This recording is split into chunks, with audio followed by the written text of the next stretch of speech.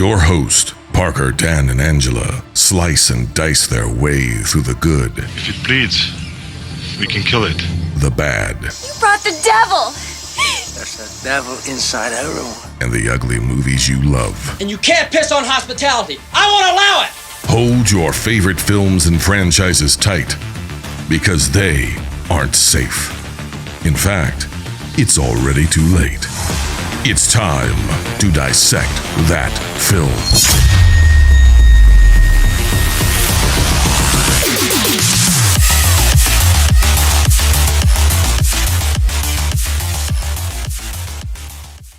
What's going on, everybody? Welcome back to the Dissect That Film Podcast, a podcast that dissects the good, the bad, and the ugly of cinema. I am your host, Brett Parker. Joining me, as always, my wonderful co-host, Dan and Angela of DNA Gaming. Hello. And back again on season 2, we have the wonderful Alli from the Quad Pro Quo Podcast. Hello. Welcome. We're just, I just feel like the other three just don't like us. They just refuse. They're like, they've listened to one episode. They probably were like, oh, you went on to talk about Return to Oz and they liked it. Yeah, they do think you guys are crazy for that. Oh, I know. I listened to the episode. I know I'm crazy. Where you mentioned it. Yeah. So. I know. They were like, well, why don't you just go over there? Why don't you just join their podcast permanently? I was like, well, they like me better than you guys, so. Oh, wow. There we go. That's the reason why we get Allie's the only one who comes on the show. So she's just driving that bus right over. Well, we have Alli back because we are here to talk about, in my opinion, one of the greatest films ever made. And not even my pick for the month of 1991. This was Angela's pick, which is wild, which is great because the way that we've been doing it is that the person whose month it is, since it's mine, you have to choose 3 movies and then Patreon chooses for you. So this movie could have just not been chosen. And that would have been so sad. So the fact that Angela chose it, bravo, Angela. Thank you. You did it. Why were you so surprised that I picked Well, that it? was an expectation. I don't know. I guess I just wasn't expecting. I love this movie. Okay. Sorry. I don't know if we've ever talked Showing about it. my- I think that's the reason behind it. I don't know why. But yeah, today we are talking about 1991's The Silence of the Lambs. So, as you know, before we go into the plot and all the behind the scenes fun, we like to go around the room and talk about our history with the movie we were talking about today. So we're going to start with, we're actually going to start with Angela since she picked it. Then we'll go to Alli. But Angela, what is your history with Snub? Snub's the fucking get right I at know. the get-go. I know. Over here It's the first earlier. time, Yeah. right? Alli just leaves. No, come back! All you see is the wall behind her. Where'd she go? Angela, what is your history with Silence of the Lambs? I have watched this more than I could count. I love this movie. I'm pretty sure I first saw it in high school. Okay. We won't say how long ago that was, but It was enough long time enough. ago. Yeah. Rewatch it a lot. No, I'm not laughing at you. Stop I'm not laughing laughing at you. me. I'm not laughing at you. It's nothing to do with what you were doing. I'm going to explain when my turn comes. Oh, you don't get a turn. I'll interrupt somebody. No history. No. I love serial killers, so like this is my Maybe we should rephrase that. You love to learn about serial killers. I love learning about serial killers. All right, move on. I love learning about all the stuff you're not supposed to learn about. Yes. So, like, I checked out books in high school and grade school, actually. My mom's like, are you okay? And I'm like, no, I just love this stuff. So when movies like this come out, I'm like, yep, gotta watch it. So. Well, at least you express your interest in learning about them as opposed to actually murdering. Yeah, people, I don't want to do that. I don't want to go to jail. At least not that I know of. I'm just saying. You'd be the first to know. Check back No, I'm just years kidding. later, they're using this as evidence. It was her the whole time. But If yeah. I ever die in a ceremony, it's just gonna have a note in my pocket that says it was her. Like, that's just gonna... I've read the book. I've watched the movie. It's just It's right up your alley. Right up my alley. There we go. And what a segue right to Alli. Yeah. What? I ditto to what he said. I also really like serial killers. And I mean, this movie is what our podcast is based off of. So, always been a really big fan of it. I mean, our podcast artwork is us with the death's head moths over each of our mouths. So, like, this is a huge, big movie for us. But yeah, I don't remember the first time I watched it, but this summer in August, Tammy and I are staying in the Buffalo Bill house. Yes. Which is like outside Pittsburgh, Mm-hmm. which is like an Airbnb now. It's all set up. There's a well in the basement. I'm gonna photo the shit out of that. Like, I'm so excited. So, yeah, just always really liked it. And Jodie Foster was really big in my house when I was growing up. My mom loves Jodie Foster. So we just always kind of watched a lot of her stuff. So I feel like I probably watched this when I was really young. Probably like too young to really understand it. But my parents weren't super weird about letting us watch fucked up shit. So. All right, Dan. Okay. So I never watched this movie. This is my first time watching this movie. What? Yeah. Well, see, that's what I figured. I everyone found would out say. while we were watching this. Yeah. He's asking me questions, and I'm like, "Have you not watched this?" He's like, "No." And I was everybody's like, shocked that this is not in my wheelhouse at all. Like, this is not shit that I watched. Like, I was not interested in the subject matter. None of it. You know what? You didn't watch it any of the times your wife watched it, probably during your long relationship? Wow. That's crazy. Wow. All Never right, watched well, it. this is cool So the only thing, in a way, I like guess. I said, the only was thing a I knew about was disappointment. see, this is how little interest I had, is the fact that I've mentioned this in episodes before. I'm sure I have. Is that my grandma went to school with a killer, and I didn't have any fucking interest in it at all. So there you go. I was like, she's like, yeah, I knew him. He was in my school. Cool. Awesome. That was the end of it. Like, awesome, grandma. Let's turn some monster movies on. Get some smokes. Go away. No, my not making fun of my grandma. Great. If only you knew. But anyway, most of mine are just pop culture references. And I was laughing while she was talking, which is extremely rude of me, but not because of what she was doing. I was thinking of Cable Guy. Oh, The yes. Silence of the Lambs. Hello, Clarice. Yes. Yes. That's what it was. And then in Clerks 2, Jason Mewes does the whole Buffalo Bill thing. Oh yeah, he did. He does the whole dance, tucks the penis, the whole shebang. I was like, dedication. Mm-hmm. There was also a scene in The Office where Dwight cuts off the face of a CPR dummy and wears it on. Puts it on. Oh, I don't watch The Office, but I've seen that image. And he I've always wondered what it was. And he does it, and he goes, it puts the lotion on the skin. Oh my gosh. So yeah, it's a pop. It's all over the place. There's one more I'll bring up later, but I have one more that I really enjoyed. So that's it. Yeah, I have no history with this movie. Ooh. All right, well, strap in. My history with this movie is I like Alli. I watched this movie at way too young of an age. My mom let me buy a book about serial killers when I was probably 8 or 9 years old. And so I was just obsessed with the subject matter, and my grandma had it on VHS, and most of the time she didn't care what I watched. So I watched this movie, and I obsessed over the character of Hannibal Lecter for years, to the point where I read every single book from Red Dragon all the way up to Hannibal Rising. I don't know. But I was just obsessed with the character, the show, everything Hannibal Lecter. But Silence of the Lambs just hits different every time you watch it. It's a movie that you can, every time you watch it, you get something new out of it. And it's like The Shining for me. Like, it's just, you literally take something new in every time.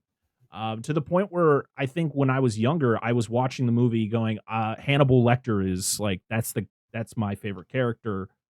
I know it's probably not good to, have this demented serial killer be your favorite character, but Anthony Hopkins just kills it. But then you rewatch it later in life and you realize it's not a Hannibal Lecter story, it's a Claurice Starling story.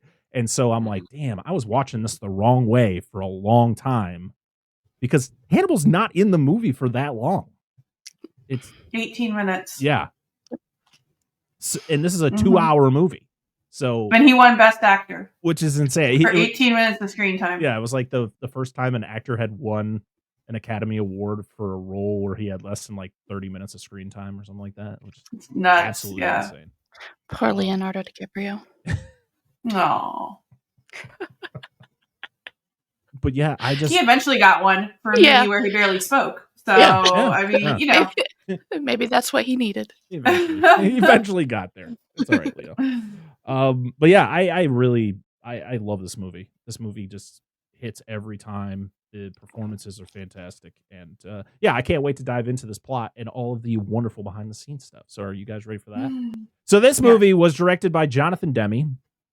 Originally, it was supposed to be directed by Gene Hackman, but he read the script and thought it was too violent.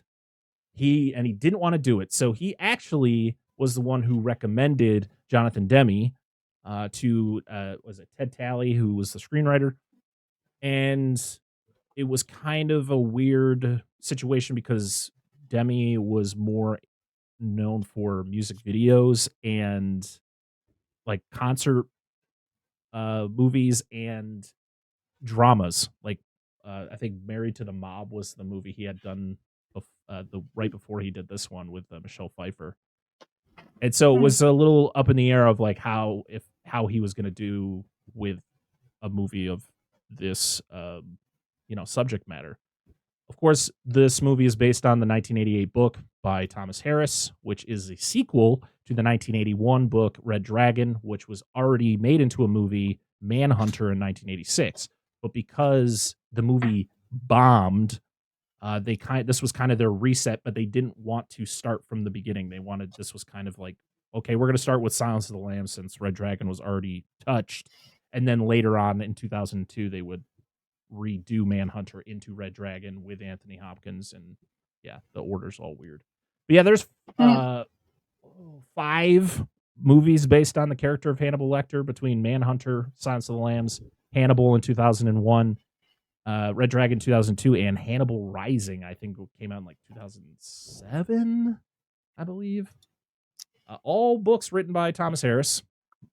And of course, the character was also put on TV in I think it was like when did that show come out? 2013? Something like 2013. That? Yeah, yep. with Mads Mikkelsen playing the character of Hannibal. An amazing show. If you haven't caught the Hannibal TV show, it's so good. It's more I never watched it. It's based mostly around the Red Dragon stories and kind of the relationship between Will Graham and Hannibal Lecter, and the reason that was the way it was is because Claurice Starling was actually, her character was owned by Orion, which then was bought out by MGM, I believe. And so it was a weird thing. Like Claurice couldn't even be mentioned in the Hannibal show. She actually got her own show like 2 years ago called Claurice, which is a sequel to The Silence of the Lambs, where they literally cast a girl who looks exactly like Jodie Foster in Silence of the Lambs and is very eerie. The show was fine. It was kind of a procedural show that kind of follows her after the events of Silence of the Lambs, where she's kind of has PTSD on the whole Buffalo Bill experience. But again, that show couldn't mention the fact that she had any interaction with Hannibal Lecter because he was owned by the other company. And so it was like he was mentioned, but he could never be mentioned by name. And that show got canceled after a season because no one liked it. But I got to praise the girl who played Clarice because she did. I don't remember her name, but she really did. I think she did a pretty good job. But yeah, that's kind of the history of the character, like all of those characters. Back to Silence of the Lambs. We have Jodie Foster, who was not the original choice. Demme actually wanted Michelle Pfeiffer to play Clarice because he had just directed her in Married to the Mob. but I guess it just didn't work out well. And then pretty much Jodie Foster like begged Jonathan Demme to play this character. I think it was actually Ted Talley who brought her in, and history was written that day because she would go on to win her second Academy Award before the age of 30, which is bonkers. Because she had just won an Academy Award a couple years before. Yeah. You have Anthony Hopkins. I can't imagine Michelle Pfeiffer. I know. Role. It would have been so weird. Mm-hmm. It would have been so Not weird. to be like totally like disgusting and talk about people's looks, but like Michelle Pfeiffer is just so strikingly stunning. And not that I think that Clarice needs to be like a certain look. I just think like, I don't know. I just feel like we'd be distracted by how pretty Michelle Pfeiffer is in that movie. It just wouldn't make sense, I don't think. You're like, I don't know. I couldn't tell as some of the shots that it seemed like her character was being ogled by fucking everybody in the damn show anyway. But I understand they wanted a more toned down sense of beauty, I suppose, not just like the blatant. They wanted her to look like an everyday person. Like they didn't want to make it out like, oh, it's like she's not. You know, every time she's in a scene, it's not like, oh, look, it's this beautiful woman. It's like, no, she's being looked at because she is a woman, not because she's a beautiful woman or whatever. It's just the fact that like she is, in the eyes of all the men in the movie, smaller than them, which is well done by the cinematographer who shot it that way. We have Anthony Hopkins who turns in an iconic performance as Dr. Hannibal Lecter. As much as I think Brian Cox did a wonderful job in Manhunter as Hannibal, this is a very different Hannibal. And the version that Anthony Hopkins puts on the screen is exactly the way Thomas Harris wrote it.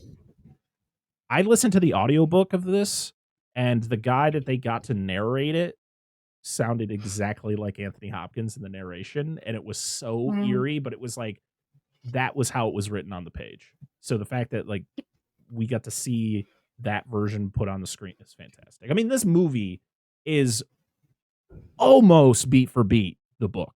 Like that's how close Jonathan Demme and Ted Talley were able to, and it's just so good.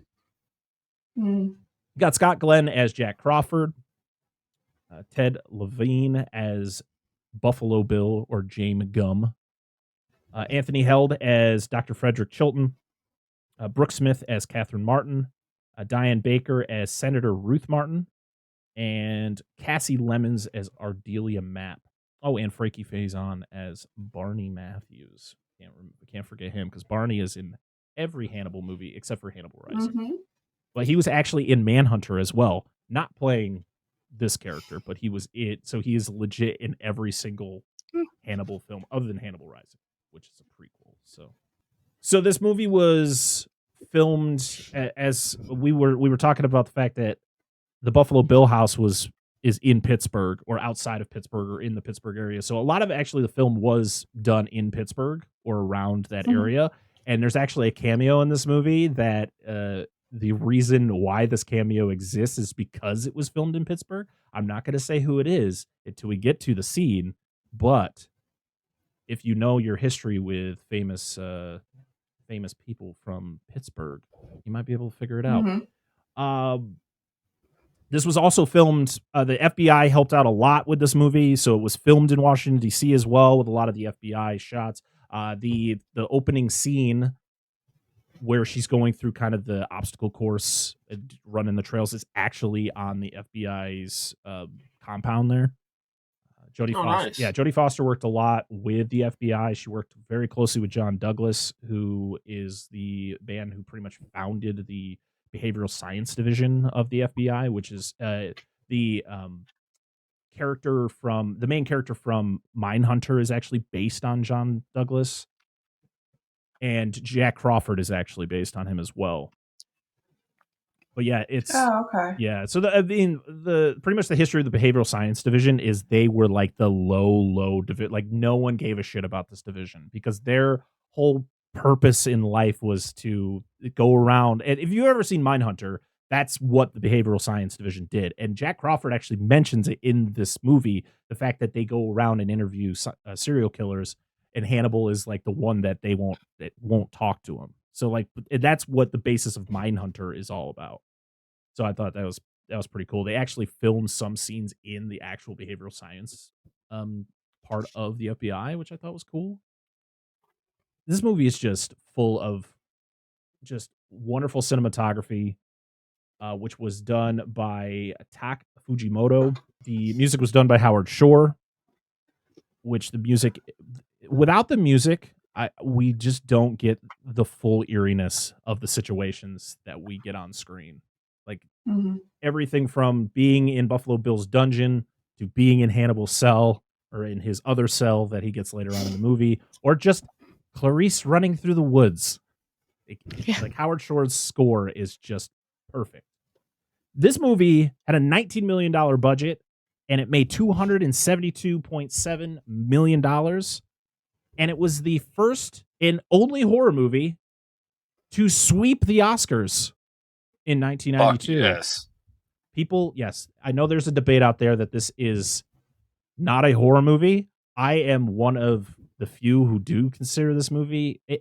Listen, the subject matter makes it a horror movie. It's horrific. Yeah.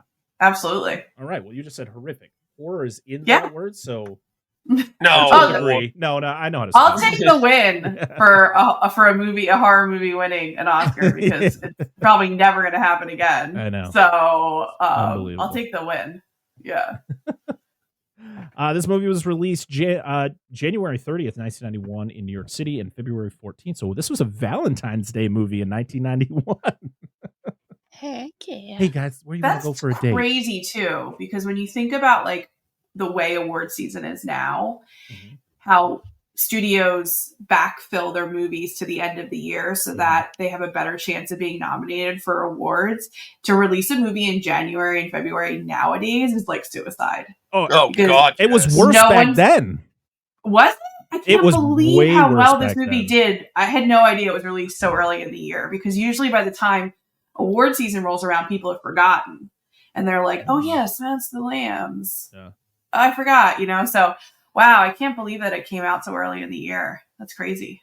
Yeah, we've talked about it many times on other episodes. The fact that for as long as I can remember, January was like the dead zone. Like when a movie, like if a studio knew a movie was not going to succeed, they were just like, drop it in January, drop it in February. Yeah. But the fact that, this movie was released worldwide on Valentine's Day and it was able to sweep the Oscars is mind-blowing.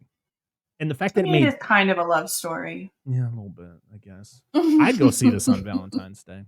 I don't celebrate it, so who cares? I saw the second one on a date. Hannibal? I saw Hannibal on a date when I was in high school. It was my idea to see it on a date. Oh, gosh, so good. There was not a second date. What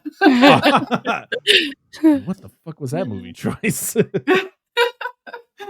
But the fact that it made almost $300 million in 1991, you're not getting that type of money now with a movie like this. If you released Silence of the Lambs today, you're not making almost $300 million with it. You make $100 million and you're like, success. And especially with a $19 million budget, which probably would have been bloated to about 75 if it was made today, just based on what they were doing. But most of it probably would have just been like blue or green screen, stuff and sets and stuff like that. So a lot of this stuff was like on location. They did build sets for the movie, of course, but there was a lot of on location shots, and you could just feel the grittiness of this movie from beginning to end. Like it kind of felt like it was, I mean, of course this came out in 91, so we're like barely into the 90s, but this felt like an 80s, like a late 80s psychological thriller. And I loved it. I love it. There are times that I said this, we just recently did like Nightcrawler, and I kind of feel that way about Silence of the Lambs. I said it when we were watching Nightcrawler. I sometimes feel like I'm watching something that's real when I watch a movie like Silence of the Lambs. Like I almost feel like I'm watching like a snuff film, kind of. Like it just feels so real.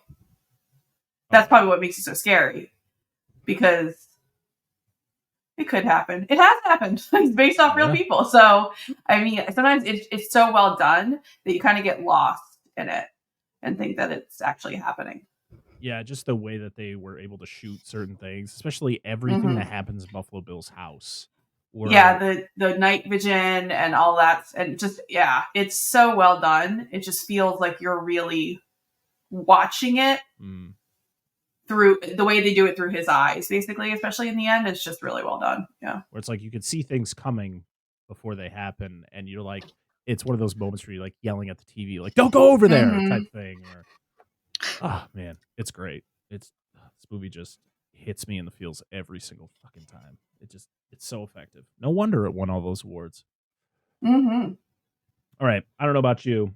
I know there's other things I could talk about, but I feel I should talk about them as we're going through the plot. So let's get into this plot. Are you ready, Dan? Yes. Oh. Are you ready to dissect that? Boom. Boom.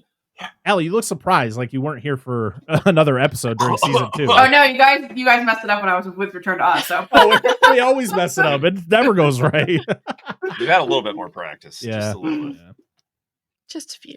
So this movie opens up to Claurice running through the woods, going through like an obstacle course, with that brilliant Howard Shore score playing behind it.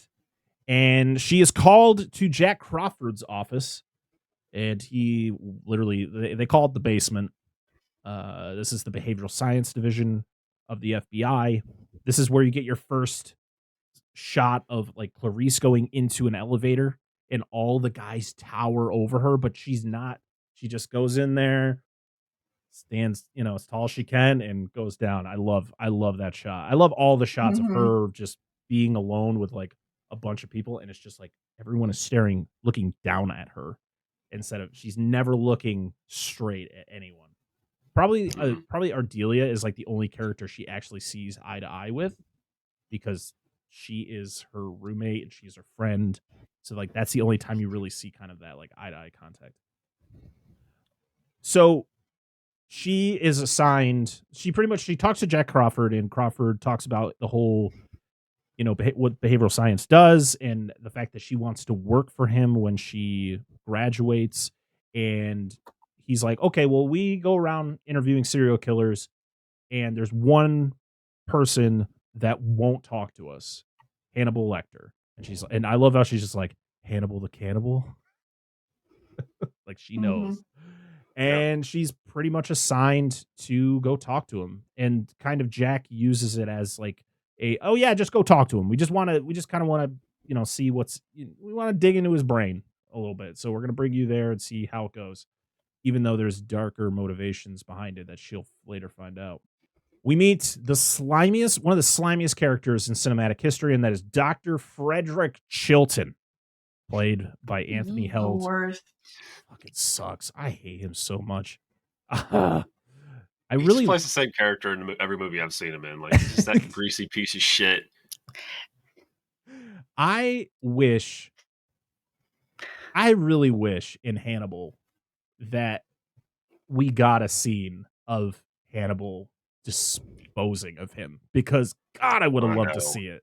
But what we got was good too. So yeah, he's the director of the institution. He blatantly hits on Claurice, pretty much is like, oh, so you here with anyone? Oh, let me, Baltimore's a great place. I could give you a tour. And you're just like, ew. But she's always, but I gotta say though, there was one line that he says to Claurice while they're heading down to where Hannibal is being kept, where he goes, oh, you're his taste, so to speak. I was like, oh, that's a good one. That's a good one. He's a cannibal. Good one, Chilton. Good one. I'll give you that. The rest, you're a piece of shit. Yeah, don't beat the guy up for his dietary choices. So he gives her the warnings about, don't go up to the glass, don't, just kind of the basic stuff. Before, though, Jack Crawford also mentioned to her, don't talk about personal stuff to him, because he will bury into your brain. Use it. Yeah, and use it against you. Can I ask a question? Yeah. In the book, are Claurice and Jack Crawford involved? No. Nope. Oh, I for some reason thought that they slept together in the book. No. Actually, to be honest, there's more of a kind of weird, like, moments with them in the movie than there are in the book. Like they're really Yeah, that's what I always thought. So in the book, there's a lot that is mentioned about his wife. His wife is pretty much dying in the book, and she ends up dying in the book. And so it's he's kind of going through a lot of emotions. Like he's, every time there's dialogue between him and Claurice or him and someone else, it's always, him being very stoic and being professional. But then there's the moments where he is kind of like, it's literally like pages of just him talking about him taking care of his wife and how she really can't do anything. And his life really consists of his work because she is so sick. And then she dies, I believe, in like the middle of the book or a little after that. And so then he is kind of dealing with grief, but also trying to do his job. So there's a lot more in-depth info in the book than we get on screen. Yeah. But Scott Glenn does a great job with the little we get of Jack Crawford. Because Jack Crawford is in Manhunter because it's based on Red Dragon. And Jack Crawford had a bigger relationship with Will Graham than he ever does with Claurice. And he's a lot more energetic. This is kind of like the beginning of everything of this whole behavioral science stuff and like being able to talk to Hannibal and stuff like that. So he already has the history with him too, where in Red Dragon, this was his first go around with trying to get info out of Hannibal, where in Silence of the Lambs, he knows exactly what Hannibal's like. That's why he sends Claurice there, because he didn't even try. If you think about it, he doesn't try to actually talk to him. He knows he needs to send somebody else in there because he saw what happened to Will Graham in Red Dragon, which, spoiler alert, in Red Dragon, Will Graham gets fucked. He survives, but he gets fucked up. Mm-hmm. And all of it is because of Hannibal, pretty much. So, yeah, we pretty much, we traveled down to the bottom of the pretty much the basement of the institution, and it's funny because we get all of these other prisoners or patients that are in barred cells, but Hannibal's in a glass cell. The reasoning behind that was because they didn't want to put Anthony Hopkins behind bars. They wanted to be able to see him in full.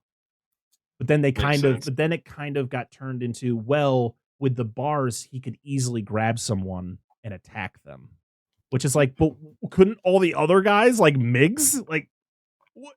Okay, sure. We'll go with that. Jizz Whipper Miggs. I was gonna say Miggs threw something. Oh yeah, he throws his. Miggs plays the long game, dude. Oh my god. But yeah, he just thought she needed a little hair gel. On your face is a little dry. Let me help you out with that. She just goes whoop. So I've also forgot to mention that Chilton mentions about the last time Hannibal attacked someone. He attacked a nurse, and she does he show her a picture? Does he have a picture on him? I feel like he does, but I don't think he does. I think he does, but we don't see it. Right. Yeah. Which is I love that they do that.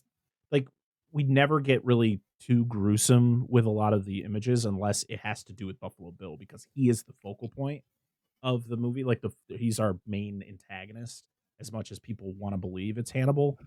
He's not. So she walks by, she meets Barney. Barney's the fucking man. He literally is like, don't worry, you'll be fine. Just, be you and just go in there. Just stay away from the bars of those other dudes. Stay by the wall. Yeah, all the people are swinging around like monkeys in their freaking cages. She passes Miggs, who you don't really, she walks by and he goes, I can smell your cunt. Which then comes back as Hannibal.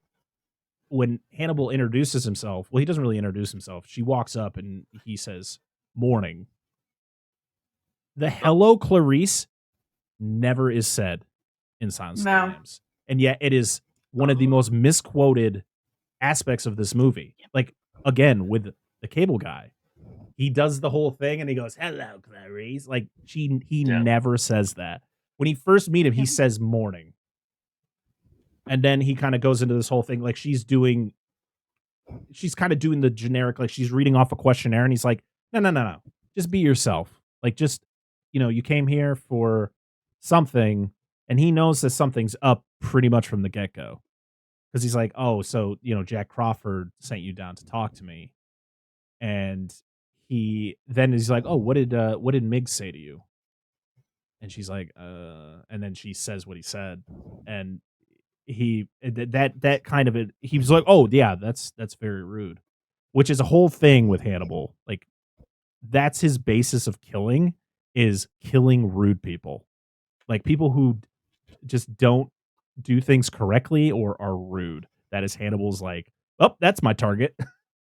So fun. He gets those people that put the sock on, then the shoe, then the other sock, then the shoe. He's like, no, you did it wrong. Monsters, dude.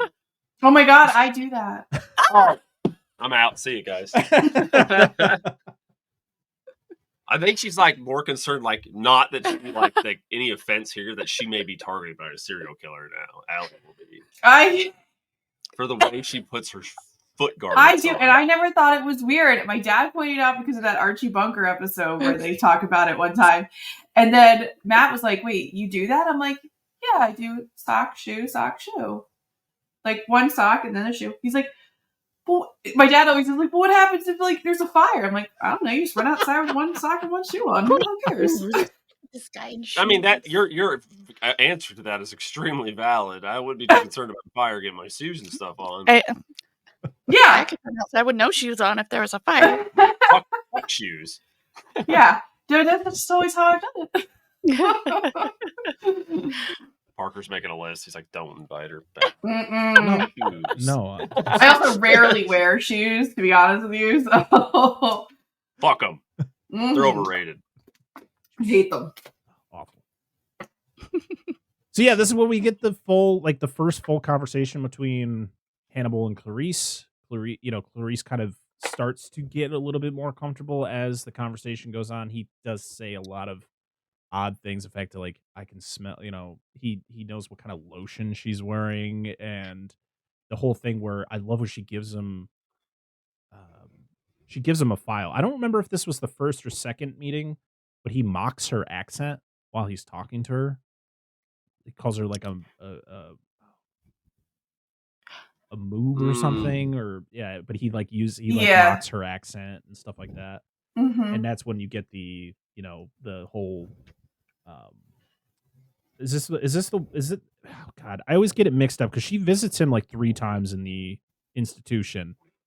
This is the scene where he mentions about the eating the census taker. I ate his liver, with some fava beans. Because she says, because Chianti, because he says something like, Jack Crawford sent you here to test me. Yeah.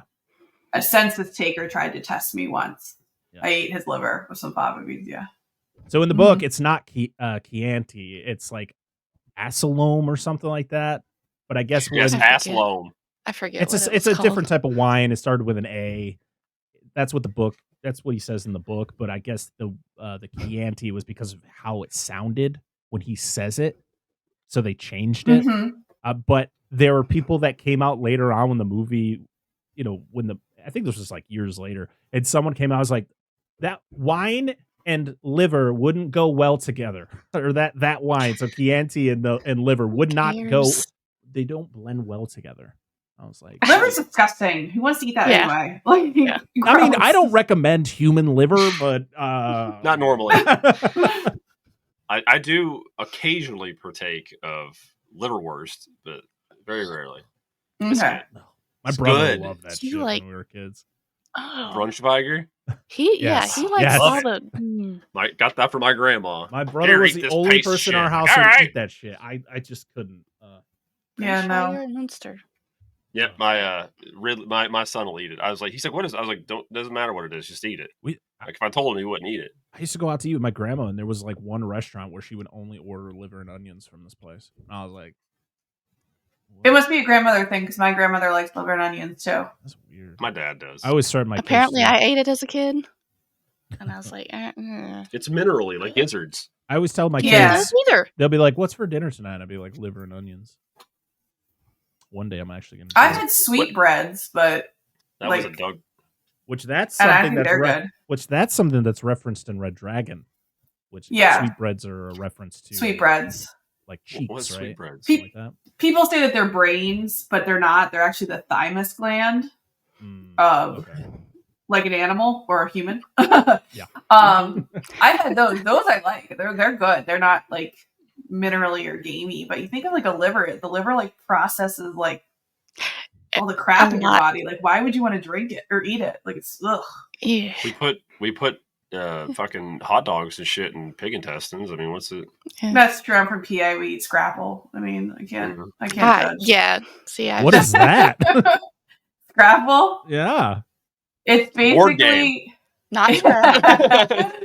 it's basically all of the like really awful parts of the pig ground up and then put into like a casing. Oh. And then in PA we cut it and we usually like deep fry it or pan fry it in a lot of butter. It looks. Did you look it up? It looks like a brown square of like poop, basically. Nice. And They had it. yeah, like it's like a Pennsylvania Dutch thing, but like you go to PA, you go to like diners, you can get scrapple. Give me some of that pig shit. I've heard it's really good, but I'm like, ooh, it looks. It is good. You have to like get it cooked the right way, but it is good. But it is if you know what's in it. It's like people who like eat haggis. No one wants to eat haggis. It's like it's disgusting. No, It's not the that same either. thing. It makes me think of when Grandpa used to make slop. That's what made me think of that. It's not obviously the same, but it's roasted beef and like ground up beef and like pork and beans and stuff in like one dish. People here. It's good. I forget what it's called. Well, while you look that up, let's continue. Please not. No, we're on food now. I'm just kidding. Go. So this is when she leaves. She gets flung the white cream by Miggs, and she goes outside. She cries because that was a traumatic experience. But Hannibal, of course, after that happens, Hannibal calls her back and tells her to go see Miss Moffat. She was a former. I don't actually remember if he says like, visit Moffat. You'll find as he tells about, or I can't remember exactly what he tells her, but I think it's just like former patient of his, right, something. Mm-hmm. So yeah, then we start getting flashbacks of her dad, which was something that she mentions. She only mentions that he was a sheriff, and that was kind of it. And then we get a school montage. We get some Lecter research of her looking through the newspapers and finding articles based on his trial and all that. We actually see Will Graham's name mentioned in the article, which I thought was pretty cool. Mm. And then she gets a call from Jack Crawford, and he's like, this scene made me laugh because watching it now, I'm like, why would she give a shit? Miggs is dead. Mm-hmm. I'm like, who cares? Who The fucking jizz guy? cares? Fuck him. He's like, yeah, he swallowed his own tongue. Lecter, he heard Lecter like whispering to him all night. Swallowing your own tongue is physically impossible. So the fact that he did that, okay, sure. He got too much jizz in his mouth and he choked. Ugh. The tongue is a better excuse. Just You would have to literally cut your own tongue out and then just swallow it. You can't. That to be honest, that whole thing with Jack Crawford mentioning how Miggs died used to terrify me as a kid because I always was afraid I'm going to swallow my tongue.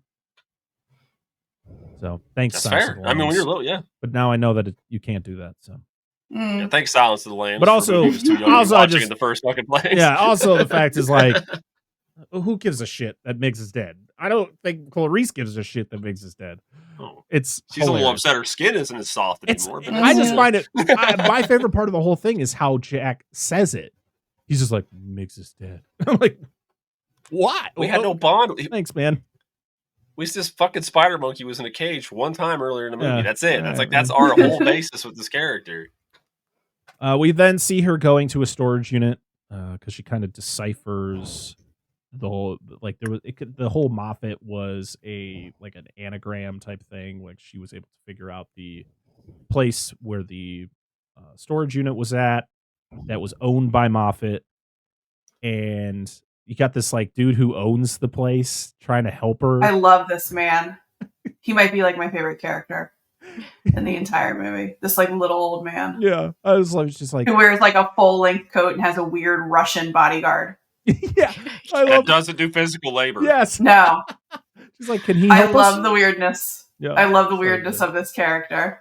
He's wearing like a bowler hat and he's like driving like a hearse or like it's like an old Rolls Royce or something like that. I don't even know what got the it cane. He won't put the cane down to like help her out. Yes, he's amazing. But he does try to help her open that door, which I thought was great. Dude, when she opens that door, I got pretty excited. I'm not gonna lie, because I have not seen a proper bumper jack like that in a very fucking long time. For the people who've not seen this movie, it's the old hook style that hooks into the notch on the bumper, and you jack it up. And like my dad always told me, he's like, I remember him like always working on old cars and shit when I was little, and he always told me when he was jacking up, he's like, don't stand near these things. They can kick out, fall over. They're not safe. Mm-hmm. All the time. Like I've helped them jack shit up with them before, and they'll start like sliding out and shit on you. And plus, she drives a Pinto, which I actually just owned one not long ago, a 7980 Pinto. I was like, Anyway, go ahead. Yeah, I mean, it was really cool that she uses the jack to open up the storage unit door, and I love how she's smart. She's very smart because she gives the guy her card, or I think it was the card to the Jack or whoever. To be like, hey, if I get stuck in there, call these people. Okay, thanks. Yeah. Which is exactly what she does in the book. She goes in there. She finds a car with some fun items inside, including a man's head. And I guess the head that they used was a model off of one of the producers or one of the production designers, I think. It was like a mold of his head. So Claurice goes back to Lecter. She finds out Moffat was an anagram, and then that's when we talk about Benjamin Raspail. Now, Benjamin Raspail in the book was similar to what he is in the movie. He was a former patient of Lecter's, and you find out that he also was associated with Buffalo Bill, but the head in the car wasn't Raspail's in the book. It was somebody else that Raspail actually helped hide the body for Buffalo Bill. This was actually one of Bill's victims, where in this one, Bill kills Raspail. It's a whole thing, because Hannibal actually kills Benjamin Raspail. Because in Red Dragon, Benjamin Raspail is part of the Baltimore Philharmonic, and he's a terrible flute player, and Hannibal does not care for that, and he's actually the person he serves at dinner when he is caught by Will Graham in Red Dragon. Oh yeah, I remember that. I remember him saying that line in Red Dragon about like being a terrible flautist or something like that. I didn't realize it was Benjamin Raspail that he was talking about. So I'm guessing the reason that they say Raspail is the one that's the head in the jar is because Red Dragon doesn't exist, I guess, in this, based on this movie, until you get it later on when they do make Red Dragon with Anthony Hopkins. They're like, oh yeah, we said that before. Just ignore that. That's fine. We're gonna tell you exactly. I feel like it's not that it's overly complicated, but it's more complicated than it needs to be. Right. But so whatever. You know, it is what it is. People are stupid, so you got to make things as easy as possible. I won't remember. So Lecter, he digs deep into Crawford and Starling. He kind of does a whole thing of like, you know, does he want to fuck you type thing, and kind of getting into her head. And I love how maybe that's why I always think that they had sex. I think it's the fact that Lecter is like insinuating it in my mind. In his head. Yeah. He's doing his job, and you're not even the one he's talking to. I know. And he also is being punished for MIGs. Like, they took out all his paintings. We get the whole look at before he had a lot of really nice drawings on the board, and this was his view because he doesn't have one. And Chilton takes all of his pictures away. He also puts them in the Or no, actually, that was a later scene. But he's just like on the bed and he's got nothing. It's just his bed. Mhm. And this is when he's like, "I'll help you get Buffalo Bill." And she's like, "Well, I'm not really dealing with Buffalo Bill. I'm supposed to just talk to you." And he's like, "Are you sure about that? Sure about that?" She's like, "I'm gonna go talk to Jack. All right, I'll be back." I'm just gonna go this way. So we are now in Memphis, Tennessee, right down the street from Hey. Dan and Angela. And Well, sort of. On the other side of the state. I've been through it. You're closer. You're closer than me. That's true. That's true. And we're dancing along to American Girl. We got Oh yeah. we got a creepy dude looking at this girl driving in with some night vision. You're like, this isn't gonna be good. And she gets out. She says hello to her kitty sitting in the windowsill. And then she sees a man struggling to put a chair into his van. And you're like, don't do it. Don't do it. This is where I found out Dan hadn't seen this. So this is... Yeah, because he injured his jack arm. So it's like, it's all casted up. He's doing a good job of manhandling that couch by himself, though, mind you. He's just like... I mean, he probably could have actually did it if he was actually trying. He was trying to make it look like he was struggling. Mm-hmm. So this is absolutely, of course. This is where Bundy comes in. Yeah, this is what Bundy used to do. Yeah, this was a tactic that Bundy would do. Bundy was crazy. Bundy would do this in like broad daylight. Like there were ones where he was actually like two of his victims, which he wasn't even convicted for. He literally drove to like a lake in his hometown or in the town he was living in, and literally did this. Took two girls in broad daylight in a little like Volkswagen Beetle. That was like his main vehicle. They're trying to like he went to Temple for like a semester in Philadelphia, and they are still trying to tie like murders or disappearances around the time that he went to Temple to Ted Bundy back in like the late 70s. Yeah, because I know his the conviction of him getting executed was because of the killings at Florida State. When he killed, I think it was like 2 or 3 girls at Florida State, and then he ended up killing like 3 girls, an 11-year-old girl later on, which was the one that ultimately got him caught. Yeah, but yeah, this was his choice of abduction, and of course, if you're gonna help someone move something into their van, don't be the one to go into the van. Nah. Yep. Let them go in first. Yeah, as soon as he goes, "Hey, just get up there and help me," I'd be like, "Nah, dude, you get up there. I will push." And if he fights me on that, I'm out. Poor kitty, though. But poor kitty. I know. Nobody's gonna be there to boop its nose. Don't worry, the cat probably was still alive when she got out. I mean, the cats can go quite a while without food. They usually just eat their owners. Yeah, you're not wrong. No, I know. Cases of that. Cat needs a sandwich. But this is a very effective scene because of the fact that when Bill attacks her, you don't see it, you just hear it. And the question he asks her before he attacks her is, "Are you a size 14?" And I'm like, damn, did you eye her? Were you studying her? The fact that you were able to, dude. Oh, he knows. Yeah, he's probably stalking her, I would assume. He knows. Reminds me of those dudes that could just look at something and be like, it's like people have been like carpentry or whatever. It's like, it's this long. Without measuring it, they just know by eye, like it's this. So it makes you wonder like how long he's been doing this shit, or he's just got that really good visual memory for that kind of stuff. So Starling goes to West Virginia with Crawford. Now, West Virginia is where she's from, so she's kind of going back home in a way, because this is where a lot of flashbacks come back to her as she's going to different places, of course. And this is kind of when she finally gets into the loop that she was sent to talk to Hannibal, not because of just to talk to him. Crawford wanted info on Buffalo Bill because he knew that he had some sort of connection to him.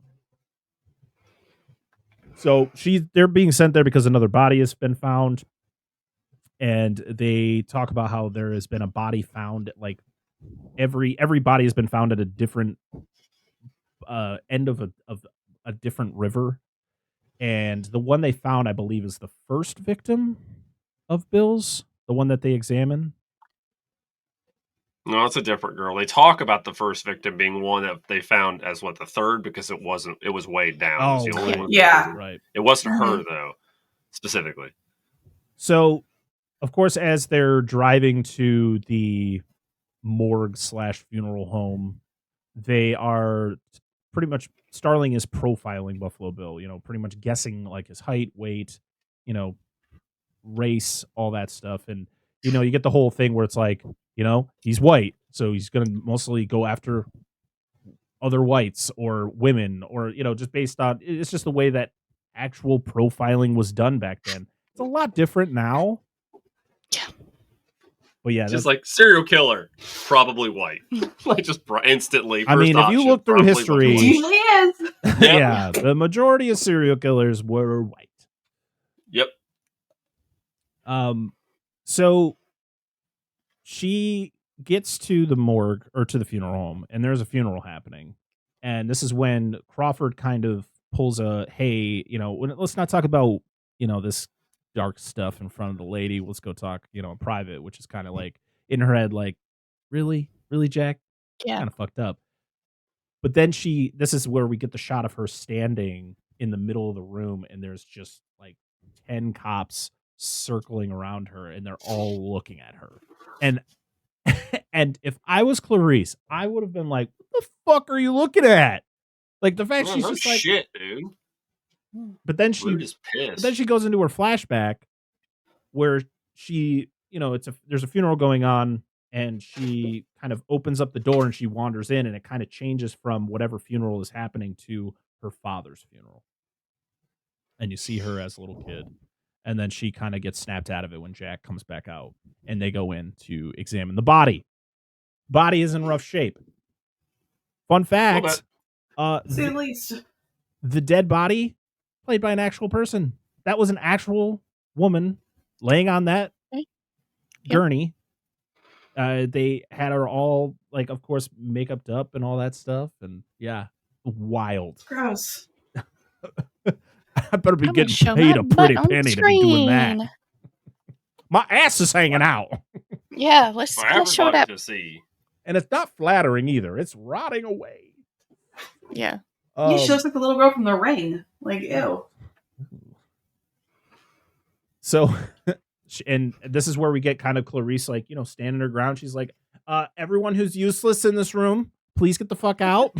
Please. Bye. See ya. Have some respect for the dead. Yeah. Get the fuck out. She's like, I love, though, that she's like, her family appreciates everything you've done for her, but now, your time is up. We're here to help her, type thing. Or, take care of her.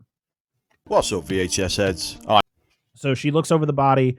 They look, on both sides. They find this is where they find the moth cocoon in her mouth. Mm-hmm. And then they flip her over, and they notice that there's like these diamond, like pieces of her skin missing on her back. So that's a whole thing. Like they don't know what Buffalo Bill is doing. They just know he's killing women and disposing of them, but they don't really have any idea at this moment what he's doing exactly. But just taking pieces of their skin. That's all it is. He doesn't like as like a trophy kind of thing. The reactions of everybody in this room though is so genuine and just like unnerving, where it's like they when they pull the cocoon out of her mouth, and there's the old guy who must be like the director of the funeral home. He's like, Jesus Christ, what the, like, he's just like dumbfounded by what is going on. In all the years I've been doing this, I've never seen this. But I always remember the noise of them putting that camera into her mouth and it hitting her teeth. And that noise always grosses me out so much. But then also when they open her mouth, there's like an expel of like air almost. So it almost sounds like it's like a death rattle. I hate the noises in this scene. It's very compelling though. Like it's. So we then are sent to a museum to get the moth, or to get the cocoon looked at. And that's when we meet Rodin and Dr. Pilcher, some interesting fellows. They work in Weird as shit. They dude. work with bugs. They're playing chess. Well, they're bug people, man. Yeah, they're playing chess. They're like you, Dan. Hey, Your alley. that's what I did, and I didn't have weird fuckers like this where I worked. Hey, We were all You bug were all people. weird. They weren't there. they were playing chess with actual bugs, which is is cool as shit. which is taken straight from the book. Which I Yeah, thought I'll was assure great. you. Well, admittedly, the department I worked in was in the main college, which we were technically in the animal behavior division, but I took classes in the entomology department, and they were all You cool shaved people. spider legs. I did shave spider legs. That is true. Don't judge me for what I did. Ugh. It's good times. I've they been to didn't this appreciate building, I think. I think it's on Pitt's campus. Oh, The one, just like you see her going up the steps. Oh, I'm pretty sure. Yeah. So yeah, she meets these two interesting fellows, and I love Dr. Pilcher. He's the one who's staring at her and trying to flirt with her, and she's like, "Are you flirting with me, doctor?" And he's like, "Yes." In the book, they actually get together at the end. They do. Yes.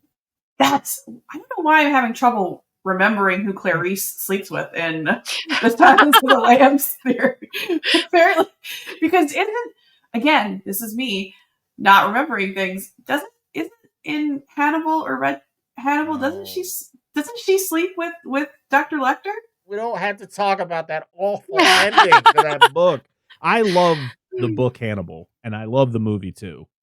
But the ending of the book is horrendous.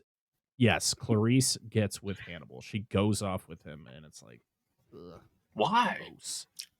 Stockholm syndrome. Yeah, pretty much. I guess so. I fucking guess. But when I don't Ridley- know. I mean, he is charismatic. I'll give him Yeah. that. But when Ridley Scott was involved, because he directed Hannibal, he was like, "Nah, nope, we're changing that up. Not doing that." That's also it just really, Good on him. it really just, I don't know, man. I don't know what Thomas Harris was doing. Oh, well, actually, I know what Thomas Harris was doing. He was writing a book because they asked him to write the book because they wanted to make another movie. Mhm. Dino De Laurentiis was a crazy guy. He pretty much was like, "We're making another Hannibal movie, and we need you to write the book." And he's like, "Oh, I wasn't gonna write any more books." He's like, "Well, we need to do it." And he's like, "Okay." Exactly what happened with Hannibal Rising too. He literally wrote that book so they could make a movie. So yeah, there's a little history on some of the sequels. Good to know. Oh man, where are we here? Oh yeah, so they open up the cocoon and they determine what kind of moth it is. It is a death head moth, which I don't think it actually exists.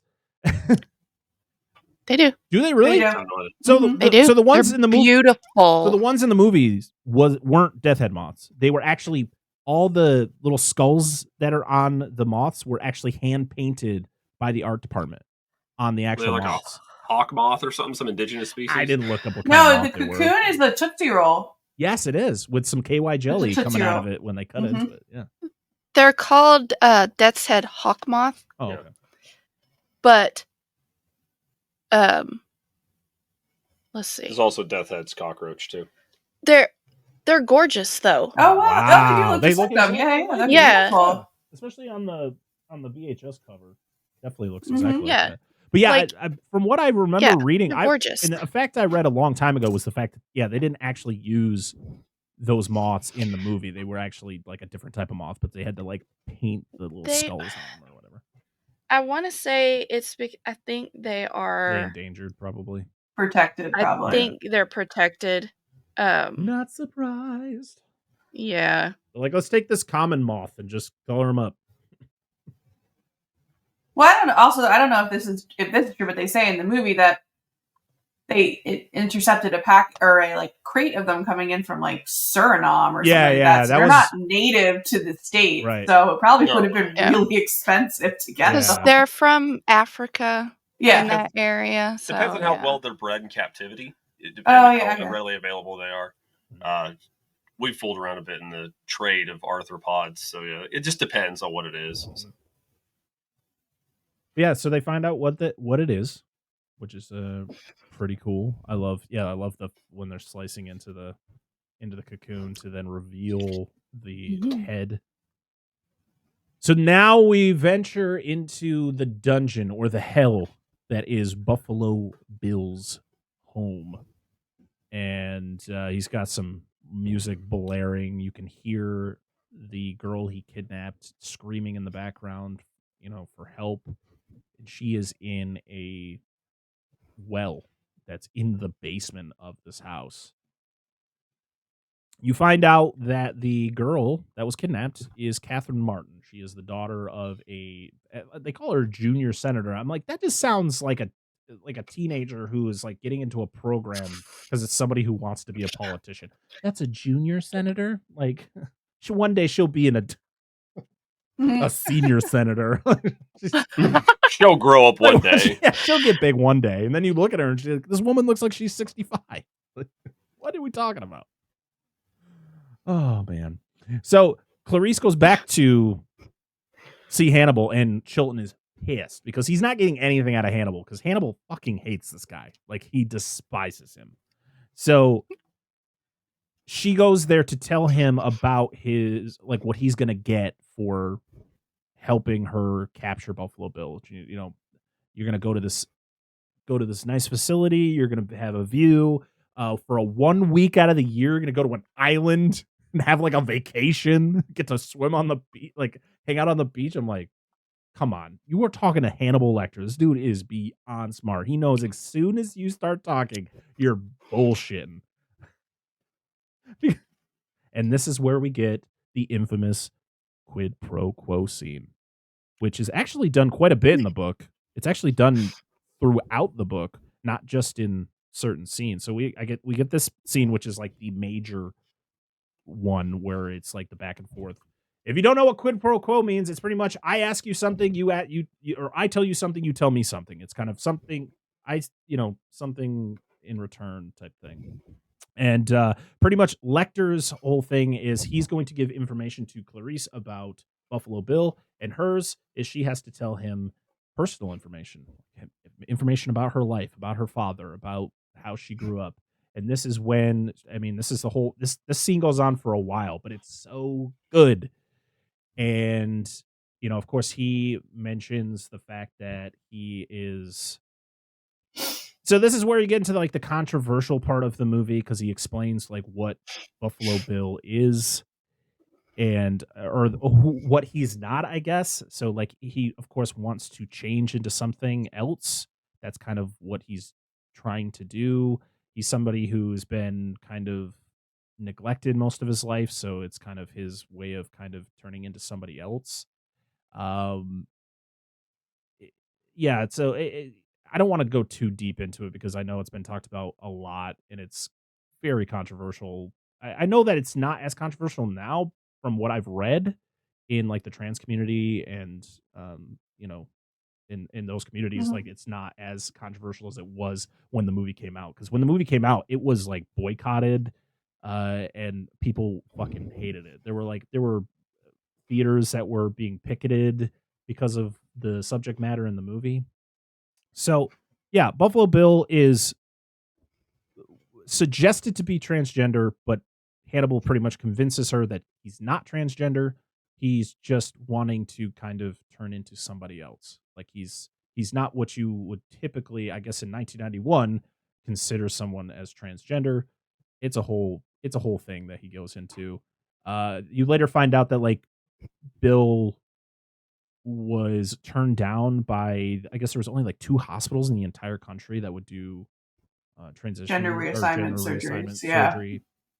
And he was turned down. So this is kind of his way of, going through that change. And she tells Hannibal about how her father died and she was sent to live with her aunt and uncle. And they lived on a farm and they had Colorado, I think? Montana. And they had lambs, and she one night heard the screaming of the lambs and went down to, I guess, try to save them all, but couldn't save them all. So she took one and she tried to run away with the lamb, but I guess it was too much for her and all that. And then later, I guess she ended up being put in an orphanage because of the whole situation. So she just wanted to save it. Right. And that's kind of where you get the whole the whole thing where it's like this movie's called Silence of the Lambs because by the end of the movie, it's like she is Claurice throughout this movie is constantly hearing or being reminded of that moment in her life. So she's constantly hearing the screaming of the lambs, as Hannibal would say. And so by the end, when everything is said and done, that's when kind of the screaming stops and you get the silence. So there you go, everybody. If you didn't already know. If you're expecting more lambs, you'll be greatly disappointed. Yeah, there's no actual lambs in this movie, by the way. Yeah, it's all just said. Oh my god, that's like my favorite like Amazon review of this movie. Ever seen those? Not enough. This is like advertisement. 0 out of 5. There are no lambs in this movie. Yeah. Oh man. So she tells Hannibal about the autopsy, about how the skin was there was skin missing, and so that's where he kind of tells her, oh well, he's making kind of a suit. He's making his own version, a new version of himself, and she's like, okay. And kind of like a Bill suit. Decades ahead of Lady Gaga. I was thinking about that. I mean, oh, sorry. Also, they mentioned that Raspel had the moth in his mouth too. Yeah. Which then verifies that Bill was the one who killed Raspel. So we then get I love the shot of Claurice looking into the cell, and you get the kind of the little reflection shot of Hannibal as they're talking during the scene. Oh, so good. And I love the final part where it's like Buffalo Bill was crafted, he wasn't born. In the show Claurice, which, as I said, it was a fine show. I love when they delve more into Buffalo Bill's backstory. So in the show, they mention about how Buffalo Bill was like, it had a typical serial killer upbringing where his life sucked. He was abused by his parents. They didn't accept him for who he was, type of thing. He grew up, of course, at that time when that, when this takes place, it would have been like when he was a kid, it would have been like the late 60s. So it was like, of course, none of that is accepted. And his name is James, which I know this is a thing revealed later in the movie, but his name is James Gum, which in the book explains to us why his name is James and not James, because when he was born, the person who filled out his birth certificate forgot to add the S. So his name was actually supposed to be James. And so pretty much he had to go by the name James. Yeah. Even though you can change it. Maybe it wasn't as easy back then, Dan. Maybe they just didn't give a shit. Maybe the mom didn't give a fuck because clearly she didn't care about him. Yeah. I don't know. I just fuck with my birth certificate. Just call me James. I don't know. I get what they were doing. My mom's birth certificate is spelled different than how she spells her name. Yeah, you told me that. Huh. Interesting. My dad goes by his middle name because he hates his first name. So I know quite a few people who do that. Yeah, but not legal. I mean, he didn't do it legally. He just does it. Yeah, that's right. Right. I mean, the funny thing is the reason why I go by Parker is because that's how most people call me. Not even before I knew Dan and Angela. I didn't even know your first name. Yep. For how long? Yeah. It was a while, I think, because I started saying it on the show. When we first started the show, I went by my Twitter handle, my personal Twitter handle, and then later on, I was like, "Fuck it, I'm just gonna say my name." And I said it the first episode. I said it. I just look at Angela. She goes, "You have a name." It's just one. Yes, just one name. The podcaster formerly known as Brett. Yeah. Well, we had a friend in our tarantula community. Oh, Jesus. He went by one name, Frank, and his real name is Todd, and his wife called him that, and we're like, "Who is she talking about?" He was leading a double life. I was like, I don't want to know. I don't want to know. I really don't. Fucking Todd. I was like, wait a minute, hang on. Or Todd, or if that is your real name. This is where we get the infamous lotion scene. Oh man, this is where you see kind of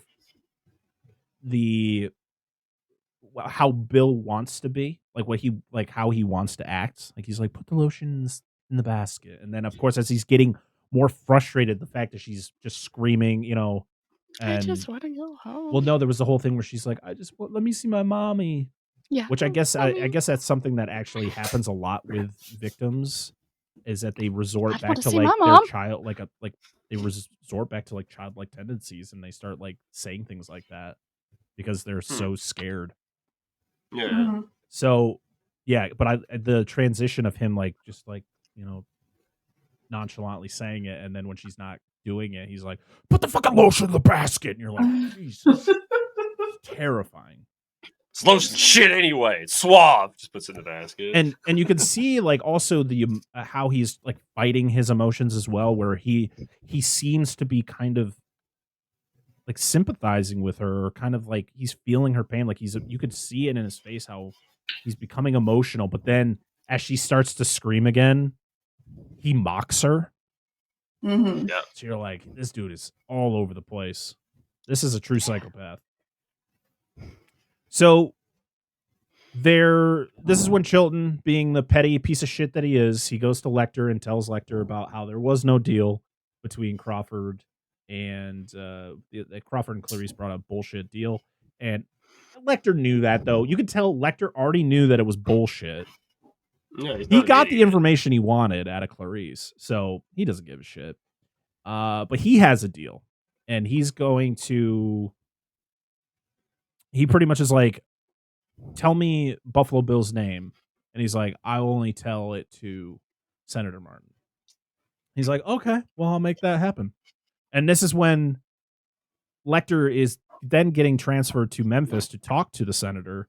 And Roger Corman makes a cameo as the FBI director. So the reason he makes a cameo is because Jonathan Demme worked alongside him for a long time. Like he was like his mentor. That's kind of who helped him get into the business. So that's pretty cool, though. Roger Corman, fucking the legend. So this is when Lecter is brought before the senator, and he gives her bullshit name. He, he's giving her information that she thinks is helpful, but then he starts saying some weird shit to her. He's like, did you breastfeed? It just like weird stuff like that. And he's That's none of your business. He's like, Thank you. Get this thing out of here. And then of course you get the final thing where he's like, Senator, and he gives her the height, weight, all that stuff of Buffalo Bill, and he's like, oh, and one last thing, love the suit. Yeah. So, the other line though that's so good is, when your little girl. Oh no, because the whole nipple thing was like, did you breastfeed? Is like, can you still feel it? Like even though she's not there. He's like, well, when your little girl is on the slab, where will it tickle you? Like, oh God. This is where you first see the iconic face shield. I love watching behind the scenes of this movie, and they were trying to figure out what they were gonna do with the mask. Originally it was like a fencing mask. There was all different ones. They looked ridiculous, but they actually did that because they wanted to be able to see his eyes. The person who designed the mask was also the same person who designed Jason Voorhees' mask in Friday the 13th Part 8. There you go. Oh, interesting. Yeah. Sorry I was put in such a shit ass movie, but I mean, to be honest, Jason does look cool in Part 8. That's like the only good thing about that movie. Movie's trash. So you're not wrong. Clarice then visits Lecter for the final time as he is locked up in Memphis. He's actually locked up in a museum that I guess is in. I think this was one that was in Pittsburgh, right? The museum that he's in. I think so. This is where we get the good evening, Clarice, which is the final thing. He gives she brings his pictures that the Chilton took from him before, gives them back to him. And I love it where he's like, people will say we're in love. And she also then deciphers the fact that the name that he gave to the senator was also like an anagram of some sort, because he gives the name Lewis Friend. And she figures out that it's an anagram for fool's gold. So pretty much the information that he gave up was bullshit. Yeah. We then get this is where the lamb story comes in. I don't know why I thought the lamb story was in the first Quid Pro Quo scene, but it's actually in this version, or in this scene, because this is at the end of this is when he's like, oh no, at the end of the movie, he says his infamous line. But yeah, this is where we get the lamb story. We already talked about that. But she, the whole thing about hearing the screaming of the lambs, when will they stop screaming? And she pretty much is like, I don't know. Maybe when this is all over with, we'll see, type thing. She's kind of been like, I've lived with this for the majority of my life, so it's kind of part of me now. But one day I'd like it to stop. That would be nice. And this is when Pittsburgh legend, horror legend, the man behind some of the most iconic horror films of all time, and the creator of one of my favorite zombies, Bub, George A. Romero, makes a cameo in this scene as guy holding walkie-talkie. He has no lines. Yes. He just has a walkie-talkie. And to be honest, I did not know it was him until my latest viewing, because I watched the Criterion Blu-ray, and it was one of the featurettes had mentioned the fact that it was him in that scene. I was like, I would have never known. George A. Romero, the way he looked changed so much. Like Yeah. I would have never thought that was him. I just thought, well, it's a bearded guy. Yeah, There he especially is. when you see him in the newsroom at the beginning of Dawn of the Dead. You're like, it's fucking Romero? Yeah. Because him and his wife are both in that scene. So this is when we get our final goodbye between Hannibal and Claurice. And this is when we get one of my favorite sequences of this entire movie, and that is the escape of Hannibal Lecter. Yeah, it's pretty good. You get the whole thing where the awesome. two cops come in with his food. I forgot to mention the fact that he takes a pen that Chilton left in his cell back in the institution back in Baltimore. So he has this pen. He gets handcuffed and then unlocks them, and then pretty much attacks these cops all over. He throws the handcuffs on the one cop, and then he attacks the other one by literally biting his face, and then beats the shit out of the other guy with the billy club. And it's just so good. I love how everything is like, people are like, oh, well, it's like off screen. I'm like, I think that's better. I like the fact that we're seeing it from the victim's point of view and not Hannibal's point of view.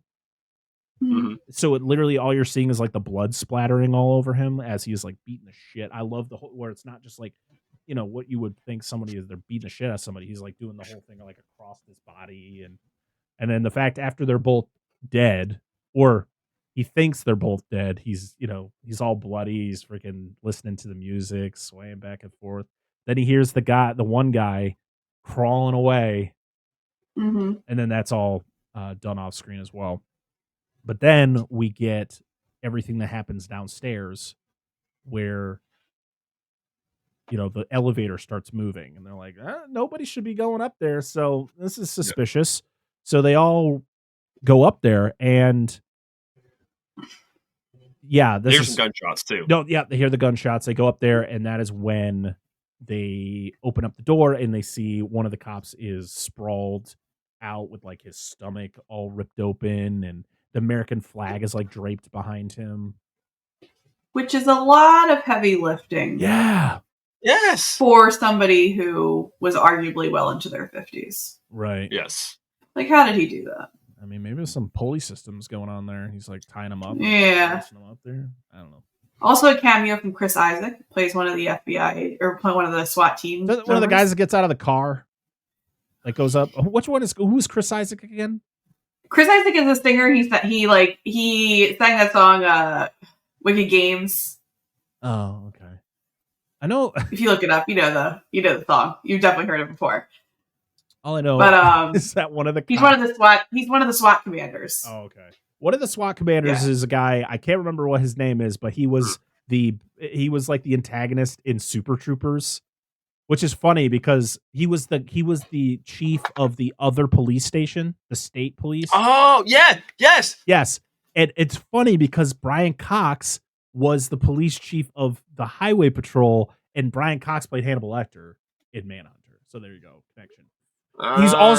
He also plays one of George's bosses in Seinfeld. He's awful. Oh yeah, Mr. Kruger. Mr. Kruger. Yeah. Kruger, Yeah. He has like barely any lines in this movie. Like you wouldn't even like.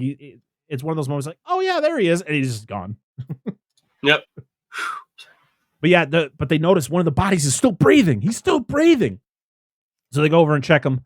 And I don't know how you don't realize that this is not a human face. Like, or it is a human face, but it's not attached to this man. I just love the guy's just like, you're going to be okay. Just breathe. You're going to be fine. He's not going to be fine, sir. He's fucked up. Just breathe, man. Just breathe. And he gets taken out. I love, though, they put the oxygen mask on and he starts fucking convulsing to try to sell the whole thing. They get on the elevator, though. Blood starts dripping from the ceiling of the elevator, and they're like, oh, well, that must be where he's at. They go up there. They find a body that's in Hannibal's like clothes, and they shoot at it, and nothing happens. Shoot in the leg. Yeah, and nothing happens. So they're like, well, he's definitely dead. They pull the little hatch that's on top of the elevator, and it falls out, and they're like, fuck. And that's when Hannibal is being taken to the hospital. And he gets up, pulls the face off, and they tell you what happens. In the book, you actually get to read a lot more about what happened. Like, he attacks them, of course, and he, kills both of the ambulance drivers and is able to escape. And that's it. Hannibal is loose. I love that they show Ardelia running down the hallway to tell Claurice. I love that scene. She is booking it. She's hauling ass. Yeah. And the funny thing is, I love how Claurice has no care. I mean, she cares, clearly, because Hannibal needs to be behind bars, but she's like, he's not going to come after me. That would be considered rude. It would be considered rude, yes. I'm like, all right. I like it. Yeah. And because her focus is on Buffalo Bill. So it's like, all right, let's do this. So they kind of go through this whole thing where they figure out that Buffalo Bill must live somewhere close to where the first victim lived. So she's like, okay, well, I'm going to go visit them. And she goes to the house. The father's there. He lets her, explore her room. She finds out that she is a seamstress. She was a seamstress because she opens up the closet. She finds the dress in there with the exact same diamond like pattern in it. But before that, she finds pictures of I can't remember what the girl's name was. It was Bimmel was the last name. But Frederica. That's why I couldn't remember it, because her name is Frederica. It's a name. Yeah, it's a name. Not a name I hear often. So she finds pictures of her kind of in suggestive poses in her bra and panties, and and she's it's like, okay, well then there's something going on. She was in some sort of relationship, or she was talking to somebody, because where would these pictures come from? So she talks, or she finds that dress, and that's when she puts two and two together. He's making a suit. He's making a suit out of these women's skin, and so he gets with Jack, and then she goes and talks to one of Federica's friends at a diner, and the girl's like, yeah, you could go check out her old boss, Mrs. Lipton. She might know something about it. And she's like, okay, thanks, appreciate that. And then this is also when Jack's like, oh, we know who he is, and he says all the right information. He's like, his name is James Gum. Pretty much talk about the fact that he went to Johns Hopkins, and then I can't remember what the other hospital was, to get the reassignment surgery, and he was denied, and so all that. And he knows exactly where he is. He's outside of Chicago. They're on their way, and he's like, thank God you're there. Thank God you're away from the bad guy. Yeah, right. Yeah. So we're back with Catherine in the hole, and she comes in the hole. In the hole. Yeah, pretty much. I mean, and she's eating like scraps, like he throws her like bones and stuff. And she comes up with a plan that she's going to try to lure Precious, the little doggy, down into the hole with her. Yeah. Well, because basically, weirdly, he's treating her like you would treat, well, it's more like veal, but like the way you would treat like an animal that you were going to bring to slaughter. You want to feed them, but not too much, so that their skin's like is elastic. So he's basically trying to make her lose weight, but he doesn't want to kill her by like starving her. So he needs her to lose weight so her skin will be elastic, so he can get it off of her body. Why he puts her in a place where she can't move too much. Like it's like a very odd way of doing it, but yeah. I've always been told like if like animals that are put under a lot of like pressure or like they're in like tense situations that their skin can actually like tense up, so it's actually not good. Well, see, I always heard that when you do that with animals, it actually it sounds awful to say this, but fear makes it taste better. Fear makes the meat taste better, unfortunately. So I had always heard that because like that's why it's like always awful to like hear about like veal farms and things like that, or like when you eat like foie gras, it's like force-fed ducks and stuff like that. So that's what I always heard, but like he's starving her in a weird way to get her skin to like become stretchier, kind of, I guess. Yeah. And that dog is had a very good career in the late 80s and 90s. Was also in Batman Returns. Yes! Oh! It catches the batarang out of the air. Yes! And it was also in The Burbs. And I think it was in a fourth movie that was like really famous. Like this dog was in like 4 movies that were like in the late 80s, early 90s. I think we talked about it in our Batman Returns episode. I mean that episode was probably 2.5 years ago, so I couldn't Yeah. but Had a big career. yeah, it was a lot dirtier in that movie, and yeah. What a career! Yeah. But yeah, she Precious Princess or something. Precious. That's Precious what is the name of the dog in the movie. Yeah. But yeah, she hatches a plan. She ties a bone with string and tries to lure, and she like has a bucket too, and she's trying to lure Precious into the hole. It doesn't work on that first try, but then you see it happens off screen. But this is when you get the whole getting ready scene with Buffalo Bill, the whole, I'd fuck me. Goodbye, horses. Goodbye, horses. That's all I know. Sorry. It's a great song. Yeah. This is actually the second movie that Jonathan Demme would use Goodbye Horses. I don't remember what the first one was, but I know I did read that he used it in another film, and he liked it so much. After this movie or before it? Yeah. It was because he used it in a prior movie that he used it in this because it fit. Okay. He said it fit the scene perfectly. This is where you get the, of course, you get the dick tuck thing. Yeah. I can guarantee any guy who has seen this movie when they were probably too young tried that shit. Okay, you did. Did you try it after you saw it? What, this today? Dan just No. No, I didn't Yeah, get to see this movie. Try that shit. Like, Try it. Oh, so you tried it? You're You younger. tried You're it trying to before. hit light switches with that motherfucker. Yeah. Like, I got this. Dan's trying to seduce Angela. He's like, I'm like, bye. He's like, Shut the door. no. Like, I'm going upstairs. Listen, we've been together for 17 years. None of this shit works anymore. all right. Moving on. But yeah, she ends up getting Precious. I love the whole thing where he's like, you could tell he loves his dog, man. He really loves his dog. It's his baby. Don't you hurt my dog. Don't make me hurt your dog. Yeah. Yeah. Oh, man. And then that's when the bell rings on the house because outside the FBI is setting up around this house and you're like, oh, shit. They're on to him. Like, this is it. This is the final showdown with Bill. And I love it. And you're like, oh, shit. And they literally...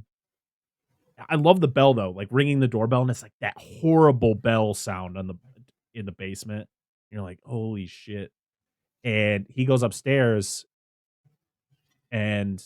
Ooh. We got a little switcheroo because when he opens the door, it's Claurice. Mm-hmm. So I guess this wasn't original. Go ahead, Dan. None of this fooled me. He called I've it. not seen this movie.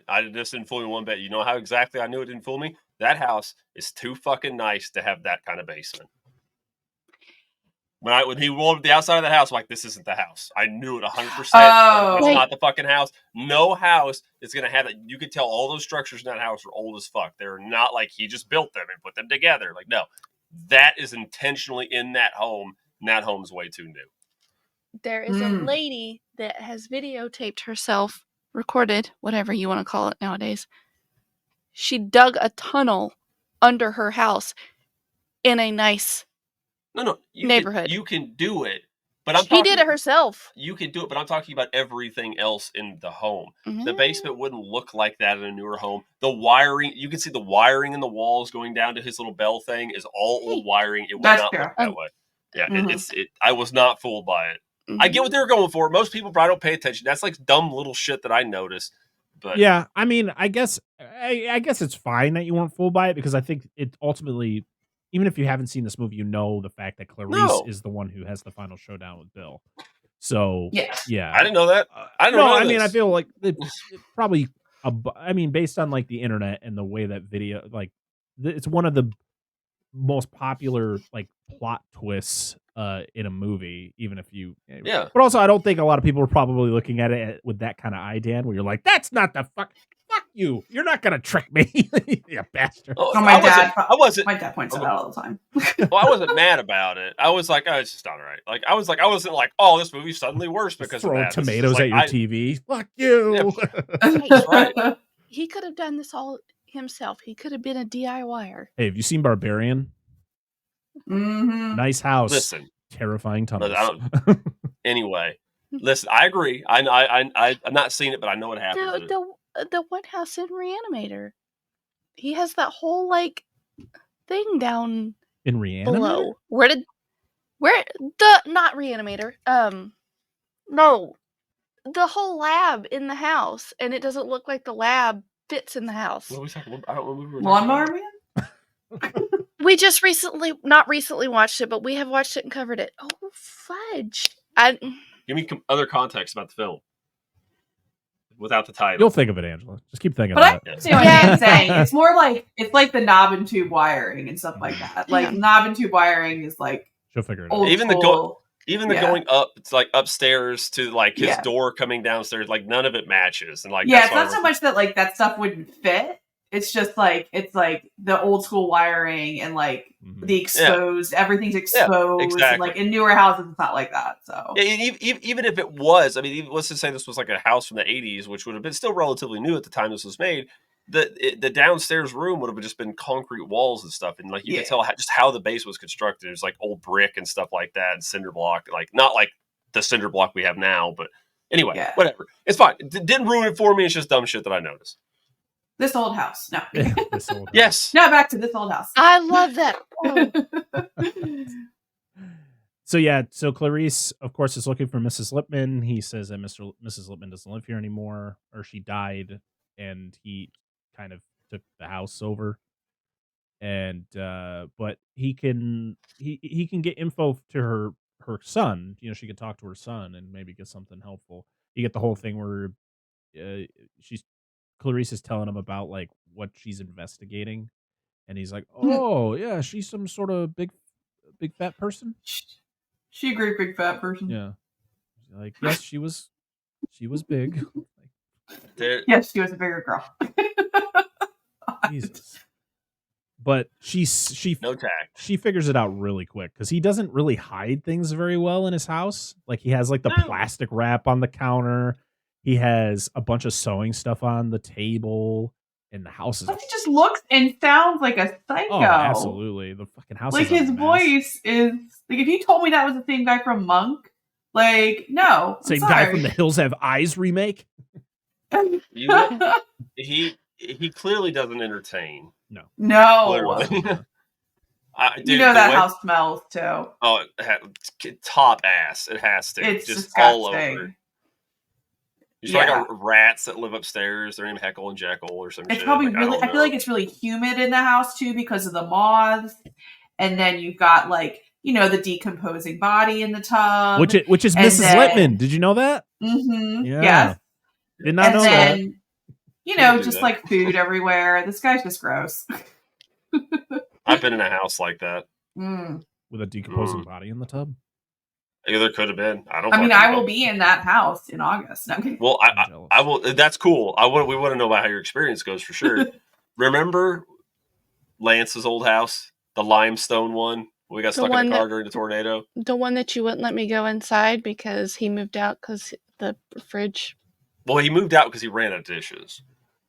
Wait, what? Okay, this house. Because you is an said old- you're like, you don't know what's in the fridge. I don't know what was in the fridge. The fridge was taken at one point outside, and nobody wanted to open it. I don't blame him. It was an old limestone home. I had been in it. He lived in. His parents used to live in it. They moved. He still owned the property, and it's just a scary old house. The basement perpetually had water in it. Never went down to it. There were rooms in that home that I've never been into, and I don't want to fucking go into them. It's a scary old house. I actually had an idea for a horror movie to take place on that property because it would be fucking perfect. Yep. That's what it reminded me of. I've been in homes like that, dude. We sat in a vehicle during a tornado, and I was like, do you think we should go inside? And Dan's like, you're safer in the car. And I was like, Yeah, 100%, cool. 100%. And I don't like tornadoes. I don't like being outside, and they scare the shit out of me. So, no. Oh my gosh. Anyway, back to, and he could have been a serial killer if I find out later. At least he was nice to us. I hope he's not. But but anyway, go ahead. So yeah, and the final nail in the coffin was definitely seeing the moth land, and she sees the little skull on its back. She's like, Mm-hmm. "Oh shit, I know who you She are." pulls a Donald Sutherland from the 70s Body Snatchers. But the whole thing where she pulls her gun to have him put his hands up, and he does the whole thing where he puts his hand up. You get a shot of his gun. He drops the card. Oh man, why did she shoot? She had enough time from the time he drops those cards and gets around that corner to at least get a shot off. Because she's probably never shot her gun. But she knows how to shoot her gun. No, She knows how to shoot her gun, but isn't there a scene of her shooting in the academy? yeah, but I feel like there's a difference between shooting in the academy and shooting at a person. Yes, absolutely. Yeah, yes, there's a big absolutely. difference. She's never shot at a human being before. This confused the shit out of me when I watched this. And you elaborating about this being a defunct, kind of like a, skunk works, operation, it's kind of like low tier, nobody gives a shit about this, the division she's part of. You talked about it, Behavioral science. Yeah. That's their behavioral science. Nobody, because I was sitting and she pulls out this fucking revolver. I'm like, why the fuck does she have that?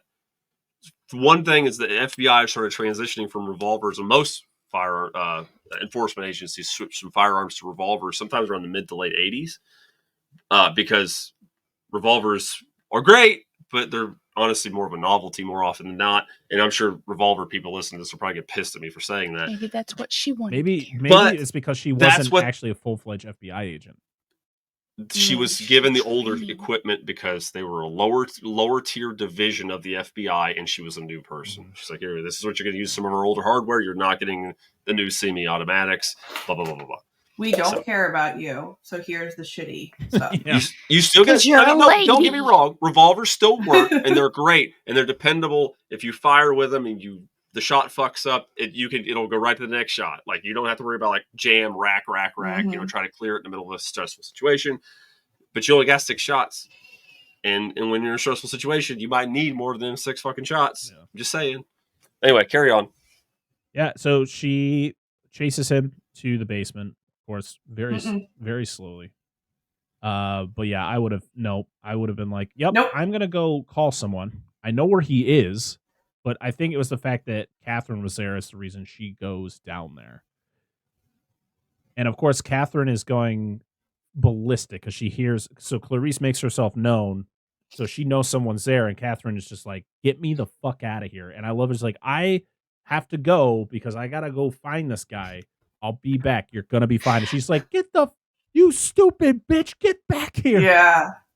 I'll come back for you. They're not wrong in how they depicted this, because I have, we watched some police stuff and such, and this is actually, somebody will tell me I'm wrong, pretty correct because the idea is you need to stop the problem first before you help anybody. Even if there's injured or whatever people, you have to stop the problem, because if you stop to go help that person, you're just going to likely end up getting yourself killed, and that's not going to help anybody. Right? So what she did is technically not wrong, and as her being a young dev person, you can definitely see, or newer to the force, you could tell like she is stressed the fuck out, like, as anybody would be. Oh yeah, absolutely. But like she's like, it'd be crazy as shit being in that situation. Oh, absolutely. And it just gets worse when he turns all the lights off. Oh my Oh, gosh. it's so He's coming to scary, do my- Hey, he's prepared. His Sam Fisher impression, like Splinter Cell, She- turns This the lights off. whole thing, though, always, every time I watch it, it's so tense because Yeah. that is one of the things that I don't like, is someone possibly watching me without me knowing oh it. my god. The fact that I just can't see anything. I'm blind. Like she is Mhm. blind. And Yeah. oh my god. So I believe that when they filmed this, she was not in darkness. She literally had to pretend like she was moving, or like she couldn't see, because it was just not safe to do it the other way. So Right. because they actually filmed like in this, just on this weird set that was the design of his dungeon, which was a lot of trip hazards. That fucking dungeon was a maze. I'm like, there's no way that basement. What? It was not that big. There's no way. Well, I agree. It wouldn't be that big. If you guys remember back a long time ago, I talked about the window dick story. You'll have to find it. I don't remember which one that was in. But that one basement I was in that old house that we broke into, that was like, it was not a big basement, but the way it was laid out was deceptive, and it felt larger than it was. Maybe that was what they were going for. I don't know. Maybe they just built too big of a set. I don't fucking know. Why are you telling people of your illegals? The house doesn't exist. They don't know where the house doesn't exist anymore. They don't know where I used to live, and a dick window isn't a thing anymore. You just did a B&E. No, I just walked in. There was no door to. I just entered. It's really just the E. I just entered. Carry on. But yeah, Bill kind of does it to himself, because you get the scene where they're face to face, but she can't see him. And he goes to reach out to touch her, and then he decides he's going to shoot her, but he doesn't cock his gun until that moment. So she hears the click, and Hers already. and as soon as she hears, she turns and starts shooting in that direction and gets him, shooting the window too. So it brings in the light, so you actually see Bill bleeding out on the ground. Yep, that's it. She got Buffalo Bill. The women are safe. No more. Oh, you also at one point before the lights turn off, you see the skin suit that he was making for a brief second as he walks into the room. And he should. Maybe he hadn't finished that part yet, but really, for consistency's sake, you figure you take the boobs from the same girl, because it was like half of. Yeah, it was only like one was ready. Like. Listen, I'm being half satirical and half like thinking like a lot of ladies' boobs are not I know. size. I know. All So ladies had to find. Yeah, he probably had to find. Well, I mean, if they not are true symmetry, I get it. If they have they're natural, job, let's state they're that. more If likely if the same natural, size. they're not the same absolutely. size. He wanted. Yeah. Oh, absolutely. He wanted them to be the same size, so he got them from two he could different be ladies. working on them. I don't know. He hadn't finished that part yet. I don't know. I'm just throwing it out there. All right. Enough of that Maybe talk. he had issues taking the boobs off. I'm just making comments. Like this is fair conversation on that thing. Jesus. He really could have gone for 3. Total Recall. Yeah. Yes, I was gonna say we could have gone Total Recall style and just. So, yeah, Claurice is out of the house. She goes with Jack. I love that Catherine brings Precious with her. Mm-hmm.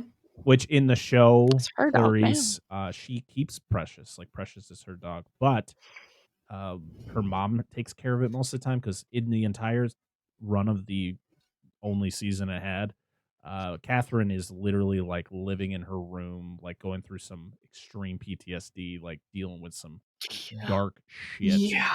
And the crazy thing is, the actress that got to play her looks exactly like the actress who plays her in this movie. It's insane, the casting they got for that show. If only they were able to connect things to make it more interesting, instead of it being just kind of a generic CBS, FBI procedural with sprinkled with some Buffalo Bill callbacks.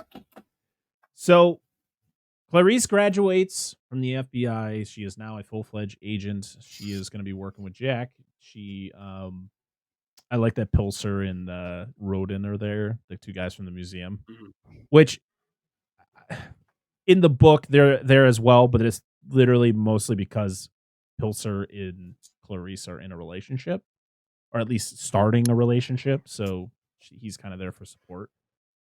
But yeah, he, Jack kind of, they have their like kind of goodbye type thing, I guess, where Jack kind of just goes off, and Claurice has a phone call.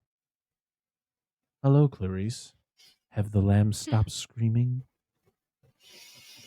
And he's like, I would love to talk. I would love to chat some more, but I'm about to have an old friend for dinner. Probably my favorite last line of a movie. Yeah. Oh, it's so good. I love the way he said that. And that's as Chilton is walking off the plane, looking very scared, because he knows Hannibal is coming after him. That is why he goes here, because he knows that Hannibal, like, he is number one on his list. So yep.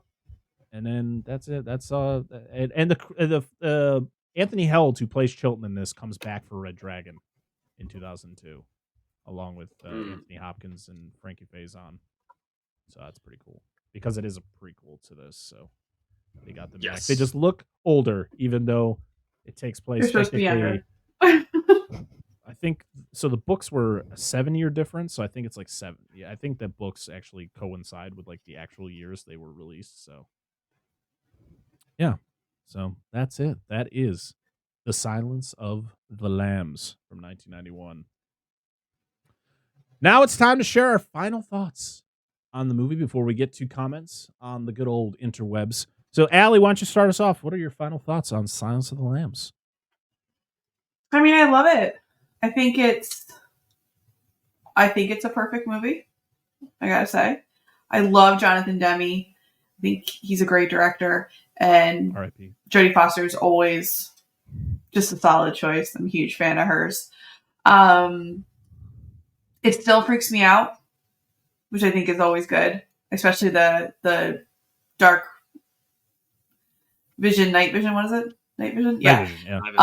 In the end, and I still can't listen to American Girl without thinking of Silence of the Lambs. I just don't like that song. It's so over. It was a song that was so overplayed on the radio that I just don't like that song anymore.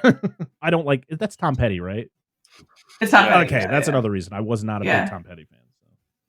And I like all like the behind the scenes facts about the movie. I love anytime there's like all these fun, like little weird cameos, like the Roger Corman and who was the George Romero? George Romero. Sorry, couldn't think of his name for a second. George Romero. Like, I just like all those little kinds of hints and nods that if you're not paying close attention, you might miss. So, it's an amazing movie. I love it. True, all that. Angela, what do you got? I mean, I already said my feelings way earlier. I love this movie. Candace can't get enough of it. So far right now. Sorry. He is waiting to say something. What if I don't let you say anything? I'm just kidding. I can leave. It's fine. No, I'm not I mean, I will continue to watch this over and over. I mean, Anthony Hopkins is just perfect. Mm-hmm. I mean, I can't say all of them. Most of the actors in this do a fantastic job. Mm-hmm. And I just love it. I can't say much more than that. Like it's just so good. Was Gene Hackman just going to direct, or was he also supposed to be? He was Dr. Lecter. supposed to be Jack Crawford. Oh, he's supposed to be Jack Crawford. I could see that. Were there any other people that were in the running for Dr. Lecter? What's that? Were there any other actors in the running for Dr. Lecter? Oh crap! There was. I think so. Anthony Hopkins was the second choice. Oh, Sean Connery. Yeah. Sean That's what Connery it was. was That was was weird the as fuck. studio's first choice, but it was Jonathan Demme's first choice. He was like, I wanted to go after someone like a big, because they wanted to go after somebody who was well known, like somebody who was big. And he was like, I know that Sean Connery was going to say no, but I wanted to ask anyway. And he went, and I guess Connery didn't like the script. It was just not something he was interested in. So Anthony Hopkins was always the other choice, knowing that Sean Connery probably wasn't going to do it. And the reason he was the number 2 is because at that time, Anthony Hopkins really wasn't well known. I mean, he was mostly in like Broadway and doing stuff over in the UK. He had done, he was in The Elephant Man. He was in Magic. He had done movies. He's been acting since I think the 70s, 60s, maybe. So, but he just wasn't that established as like Sean Connery was. So, yeah. You can't all be 007. I'm sorry. I mean, I can't see Sean Connery as. The fava beans line would have hit differently. Definitely. Yeah, it really would have. Fava beans. Like what are you saying? You said fava beans. Dude, I just think of him as a dragon, or that fucking Tremaine from fucking League of Extraordinary Gentlemen. But he couldn't say the penis is mightier than the sword. Sure. The pen is mightier than the sword. Yes. Oh my God. I'll never not hear that. Angela, do you have anything else you want to add, or you want to move on to Dan and his anticipation? I can't say. I don't think words can say how much I love this movie. All right, Dan, bring us all down. Do not disappoint me. I'm just trying to help you out because I heard that Buffalo Bob fella put a road flare up your bunghole. What? No, nothing happened. Joe Dirt. Dear Tay. Don't try to church it up, Dirt. Get this rusty piece of shit. Stuff will buff out. Anyway, I love that movie. And that's what I think of. This is what I think of when I reference her. That's what I think of when I think of Buffalo Bill, is the whole stupid Buffalo Bob reference to that movie. Anyway, it was really good. It was really good. I had seen a few of these movies, similar, like, what would you call these, like suspense thrillers? Psychological thriller is what a lot of people classify it as. Yeah, and I know it's not the same caliber of film, but another kind of movie. Like I watched similar movies to this. Like I remember my grandma really liked Double Jeopardy with Tommy Lee Jones. Ashley Judd, I think is in that one. And then she always liked Fugitive, U.S. Marshal, stuff like that.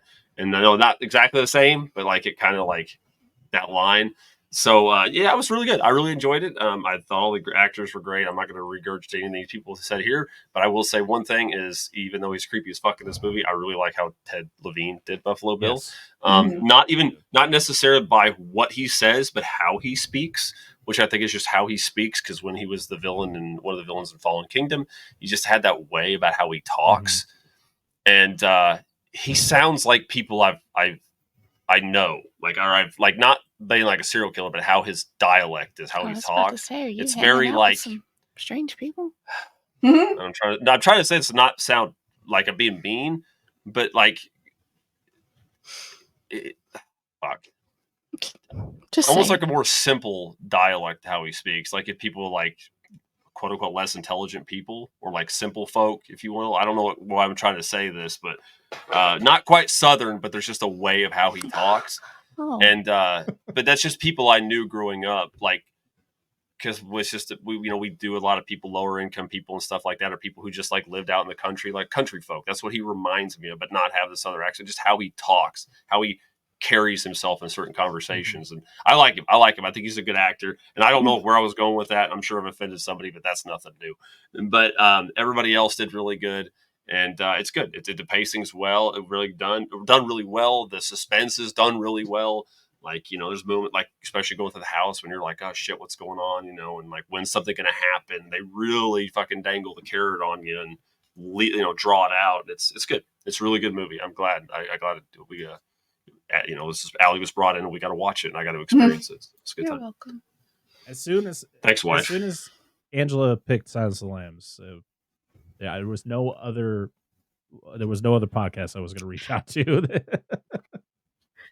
Well, you told me when I picked it, because you asked for our picks first, and I said, I'm probably going to pick one that you wanted to do, because I know you like this as well. Mm. And you made me tell mine first, and you're like, okay, I'll pick something else. Because I had to pick 3. So. Sorry. Yeah. All right. Well, I mean, as Angela did in the beginning, I gushed about how much I love this movie. This movie just hits every time. It gives you something new every time. Like I said, like the George Romero cameo, didn't know about that. There was a couple other things that I had noticed in this that, based on rewatching the movie and watching a lot of behind the scenes stuff that I hadn't seen before, I'm like, holy shit, there's just so much in this movie. And I have seen this movie dozens of times. Like, I think I've seen it probably 3 or 4 times in the last like 2 years. That's how much this movie is just so good. It's so well done. Mm-hmm. Yeah, I don't really want to just keep going, but I could. This movie's fantastic. All right. I should say that this was one of the movies that when Matt was younger, he was not allowed to watch. Like, there were 2 movies in his mother's house that he was not permitted to watch. This and 7. Oh, I think. Oh, I love that movie. They were not allowed to watch those movies. They're so and similar too. They're very, very similar. And I think it's because I call both those movies kind of like a psychosexual thriller because there's elements of like sex within both of the movies. Yeah. And like the murders and the sex kind of go hand in hand. Yep. But those are the 2 movies he like forbidden to watch. And his mother was horrified by both of those movies. Yeah. It's crazy because my grandma didn't really care if she had the movie. No, I was gonna say, because my parents were like, come watch it, Allison. It's no big deal at all. My mom was very much like reserved on what I could watch, but like if she knew my grandma showed me, she's like, "Oh, I guess you can watch. I mean, you've already seen it, so whatever." But my dad was the one who opened my eyes to a lot of movies that I love today because he just did not give a shit. We were watching all sorts of stuff that kids my age shouldn't have been watching, but you know what? My parents eventually just stopped caring because they knew I would figure out how to watch it some way. Right. Like, I remember them watching T2, and I like had crawled behind the couch and was behind the couch and was poking my head out to try and watch it. And my parents were like, just come sit down, Allison.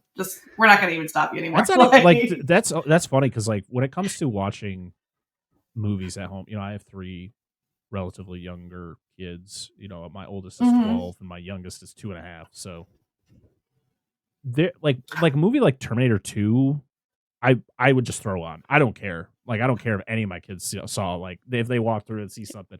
It's mostly movies that have probably a lot of nudity. I've made my mistakes of watching a movie not knowing there was, like when we watched Leprechaun 2, and I was like, oh, those are boobs, and they're on the screen for a while. Bats, bro. And my 8-year-old daughter was like sitting on the couch, and I'm like, do I turn it off? Yeah, fuck it. I'm just gonna keep going. She'll figure it out. Just like, we'll figure it out. Wait a minute. Let's fast forward. I think my parents weren't worried about that. They weren't worried about violence. It was language. My parents worried about. They hear so like T2 has a lot of F-bombs. Yeah, they hear it. So I think. Yeah, I know. I feel like back when I was a kid, though, my parents were like, bad language, but they didn't care about like, watching someone's head get ripped off, or face get ripped off, or boobs. Like they didn't care about that. It was language that would bother them more. Fuck. Oh no. Yeah, my dad still to this day. I just turned 40. My dad still to this day gets uncomfortable when we watch a movie and someone says fuck. Wow. He like visibly shifts in his seat. Like, I made him take me to see the Blair Witch Project when the Blair Witch Project originally came out.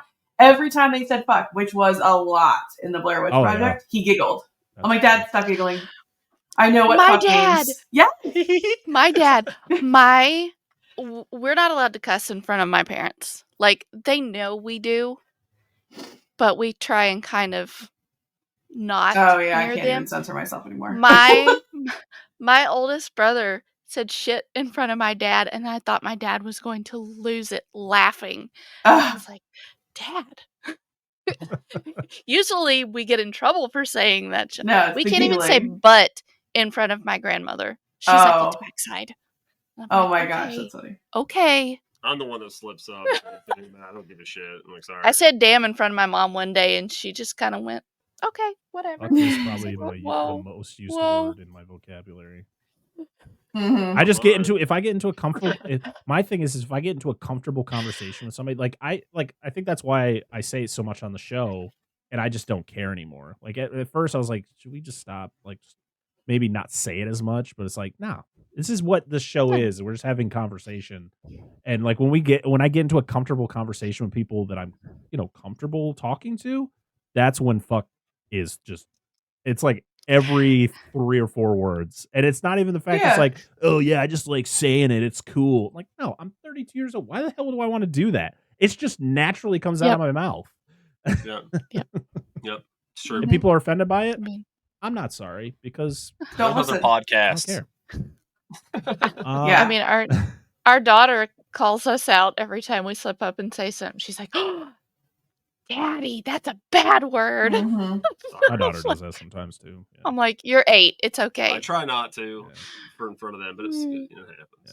It's The funny. 2.5-year-old's the only one that I'm like, Yeah. this will be the last one before we move on. But I literally said, "Oh shit," in front of my 2.5-year-old, and he said it back, and everyone but me reacted to it. And I said, "Don't react to it because then he's gonna keep saying it."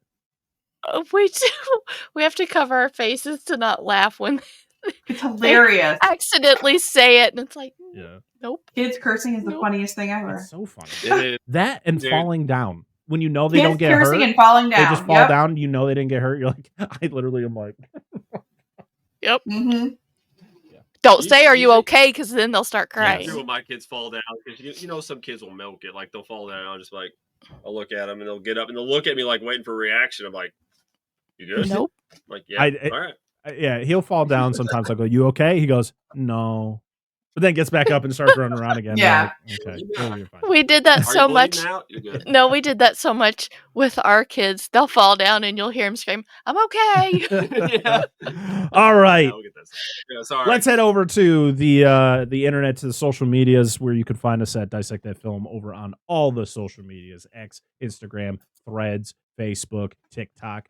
Follow us all over those places. And we're going to read your comments on The Silence of the Lambs. We're going to start over on X/Twitter. Our first one is from our good friend Darren Lundberg from Nostalgia Cast. And Back to Bluey. He said, the ultimate serial killer thriller. The script and subject matter are frightening enough, but Demi and Fujimoto ramp up the disquietness with fourth wall breaking close-ups and a visual style that makes misogyny the enemy and connects Claurice and Lecter as ostracized and alone. Thank you, Darren, for your very smart insight. Something I would have never, said. There's a lot of big words in there that my vocabulary. He plagiarized that. Okay. No, I think Darren he is made disquiet. No. He's full of shit. If you've ever talked to Darren- this man, that's how he talks. Oh, wow. Sorry. He's just over there typing. He has What to is come this in word? here and fucking prove me wrong. Disquietness is a fucking word. It is. It is. Our next one is from VHS Doom Podcast. It's a classic. And then our final one is your next favorite movie podcast. And my number one film of all time. I used to love it for Hannibal Lecter. As I've gotten older, I've become more fond of Foster as Clarice. As you know, I feel exactly the same way. I stated earlier, it was mostly about Hannibal Lecter and those first dozen viewings. And then as I got older and rewatched it, it was mostly focusing on Clarice. And I think that's how the movie should be viewed. We're going over to Instagram now, where our first comment is from Charles P9989. Our good friend Charles said, great movie, but I kind of like Hannibal better. Hot take. I love all the movies in the Hannibal series, even Hannibal Rising. I actually enjoy that movie. It is weird, but it's I enjoy it. But Hannibal better than Silence of the Lambs? I would consider that a hot take, even though I love Hannibal. Julianne Moore's accent is a war crime in that movie. That is like one of the worst things I have ever heard. It's one of those things where I feel bad for her because she really couldn't make it her own. She had to try to just copy what Jodie Foster was doing. Like she was being an established character. She couldn't like do her own thing. She did her own thing in a way, but yeah, that accent. And it's I would have rather she just did her own voice. Yeah, I really would have. But that's the funny thing is Jodie Foster doesn't have an accent, and she kills it with the accent in this movie. She doesn't. I mean, she's got like a little bit of a something, you know, but like at some point, it's just like just stop. Yeah. You know, like it's like in Robin Hood, Prince of Thieves, where Kevin Costner just like eventually just stops even trying to do a British accent, and you're like, thank you, just roll out of it. Is it like when you listen to Millie Bobby Brown in interviews and she like talks in a British accent and then just talks in an American accent? I'm like, yeah, huh? Where'd it go? Yeah. What happened? Our next comment is from Seismic Cinema, who said, "Put the lotion in the basket." Our next one is from Spoils of Horror, who said they're also going to be covering this movie. I love that podcast, so I can't wait to listen to their episode on this. Sweet. Our next one is from Alfonso Zavala, who said, "I think it was Anthony Hopkins' best performance, and the fact that he had something for Clarice added more to it. I love it when he told her in Hannibal, 'Tell me, Clarice, would you ever say to me, stop? If you'd love me, you'd stop.' It's a weird scene." That's what I said. And then we just kind of go into a conversation about Hannibal, so we won't talk about it. Mm-hmm. And our final comment is over on Threads from Contrarian Prime. It said, "Took me forever to get to it, and it turned out to be a lot more than the Hannibal stuff." Yes, it is. Yes, yes, it is. So thank you for everybody who left us a comment over on social media. Make sure to, as I stated before, follow us on all those social media sites. As usually the day before we record, I will post what we're watching and then let you guys leave comments on and then we'll read them on the show. If you leave us a comment, it's going to be read on the show. So thank you to everybody who commented this week. We appreciate it. All right, now it is the fun time of the show where everybody gets to share where they're coming from. Alli, you are our guest, so tell us all about the Quad Pro Quo podcast and where we can find you. Okay. Well, you can find us on Facebook, Twitter, Twitter, X, whatever. It's Twitter. Instagram, Twitter. Threads, Letterboxd. So we're just at Quad Pro Quo Pod. This is coming out in April? It'll be out in April at some point. Okay. So April for us is Guido Appreciation Month. Ooh. So one of the members of our podcast, Guido, it's his birthday month. So we each pick a movie we think he will enjoy, and bonus points if he's never seen it before. So I picked Summer of Sam, also about a serial killer. Yeah. David Berkowitz. Yeah. One of my favorites. Not favorite serial killers, favorite movie, one of my favorite movies. Matt picked, now I'm gonna forget now. Oh man. Attack of the Killer Tomatoes 2. Attack of the Killer Tomatoes 2. Oh no, you picked another long, because we were joking how all of our movies that we picked for Guido were long movies, and I always like complain that, for me, I love a short movie. So Matt picked Blown Away. Tammy picked Liar Liar, and I think Guido yeah. Although to be fair, Guido has seen that movie and quotes it more than any other movie ever, so she's softballing this one. And then Guido, I think, is picking Casino. So that is going to be our lineup for April. And then May, we're doing Mother's Day month, so we're each doing a movie that was picked by one of our mothers. Oh, so that could be a lot. That's interesting. Yeah, Fucking no. My mom. Who knows what your mom would pick? Oh my god, my mom's movies are from one end of the sheet. Literally was like, because I'll say this: my mom loves sci-fi and my mom loves horror. So like, I was like, man, she was literally just gonna pick Star Wars, and then she's like, no, what's the one with the blonde guy? I'm like, Blade Runner? You want me to do Blade Runner? She's like, yeah, that one's really good. I was like, oh. And then she switched up and she's like, maybe So I Married an Axe Murderer. I'm like, Mom, that is on the other end of the spectrum of movies. Like, what are we doing here? Like, yeah. So. Oh, man. Oh, that's great. I love your guys' theme months. It was a lot of fun to get to hear you guys do my theme month, which was Creature Features. Yeah. I would love for you guys to revisit Creature Features and pick 4 new movies, because that genre is vast, and I love creature feature movies so much. Anaconda, Lake Placid, like those are some of my favorite movies of all time. And that's why I picked it. It's such a, like, when anyone on the, like, literally when I go through Twitter and people are like, hey, suggest things for us to watch, I'm always like, Anaconda. Yeah, I mean, that's features, why I picked Tremors, like, because Little Bird. I was like, Tremors is a creature feature movie. It is. Like, I was like, It I'm is. not picking like, Tremors is you know, because everyone's like, well, you could do like aliens. I'm like, no, creature feature, creature. Like, you know, you gotta. My little brother was like, you should do the Mummy. I was like, oh, they do call him the creature. Yeah, they do. You guys could do Food of the Gods. Yeah. Yes. Has creatures in it. Boy, Stuart Gordon, or not Stuart Gordon. What the fuck was it? Bert I. Gordon. Yeah, I knew Gordon was in there. Stuart. Sorry, I didn't mean to. Sorry, Stuart Gordon. They're both. It's got naturally occurring gravy. Nature's gravy. Yeah. So, everything Quad Pro Quo, all their links will be down in the description.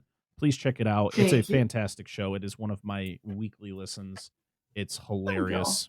You guys are great. So keep it up. And as for us, all of our links will be down in the description. We already talked about our social medias. All our personal social medias will be down there as well. The other thing I want to mention is our Patreon, patreon.com/dissectthatfilm, where for a single $1, you can get access to polls that I'm going to be trying to do polls every month for like end of month movie choices. So that's cool. So if you want to be a part of that. Also, you guys helped us pick our movies for the end of months for the last 3 months. So you can, help us do that. And then you can get early access to episodes. I usually try to get them out about 4 or 5 days before the actual episode is released to the public. So if you want to listen to episodes early, please go drop $1 over on the Patreon. We also have a $5 tier where we have a Patreon exclusive show called The Monster Zone, hosted by Dan and Angela, where once a month we spin a wheel and we talk about a monster movie. And this will be out in April, so that means we don't have an episode picked out yet. So it'll be something. But March was, how do you say it? Daimajin. Yep. Who knows? April could be the monsters with hot dogs in their mouth that suck blood. Okay. It's on the wheel. Yeah. We have some wheels. goodies. We have some goodies on the Patreon on our Monster Zone show. The Loch Ness Horror, not one of them. Episode is great. Nope. The movie is awful. But yeah, please, if you can support us financially, we appreciate that very much. Patreon.com/dissectthatfilm. But if you can't do that, we really want you to go over to your podcast app of choice. Leave us 5 stars. Leave us a review. It really helps us out. You can do it over on Spotify, Apple Podcasts, Good Pods.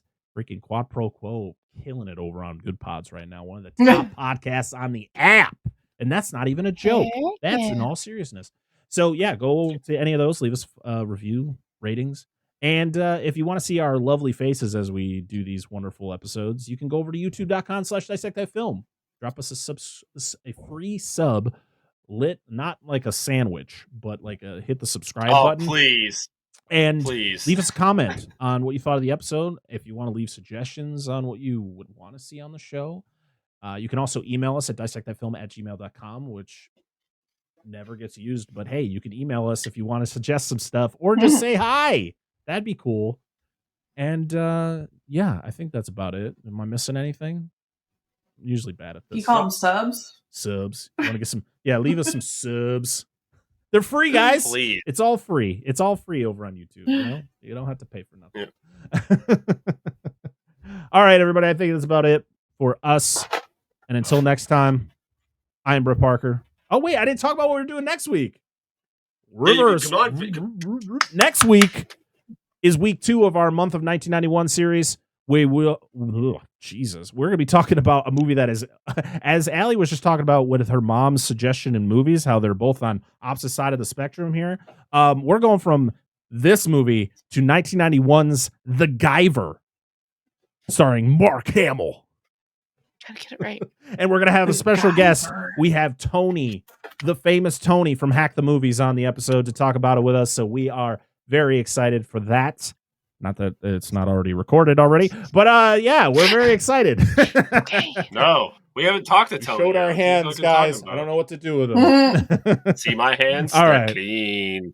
That's about it, guys. Oh, and our 3-year anniversary is coming up soon, so stay tuned for whatever that's going to be. Woo. All right. Don't forget to lotion up. Yeah. Make sure put the lotion in the basket. All right. Till next time. I am Brett Parker. That is Dan and Angela of DNA Gaming, and that is Allie from the Quad Pro Quo Podcast.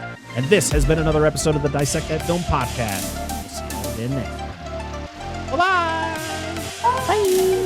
Bye.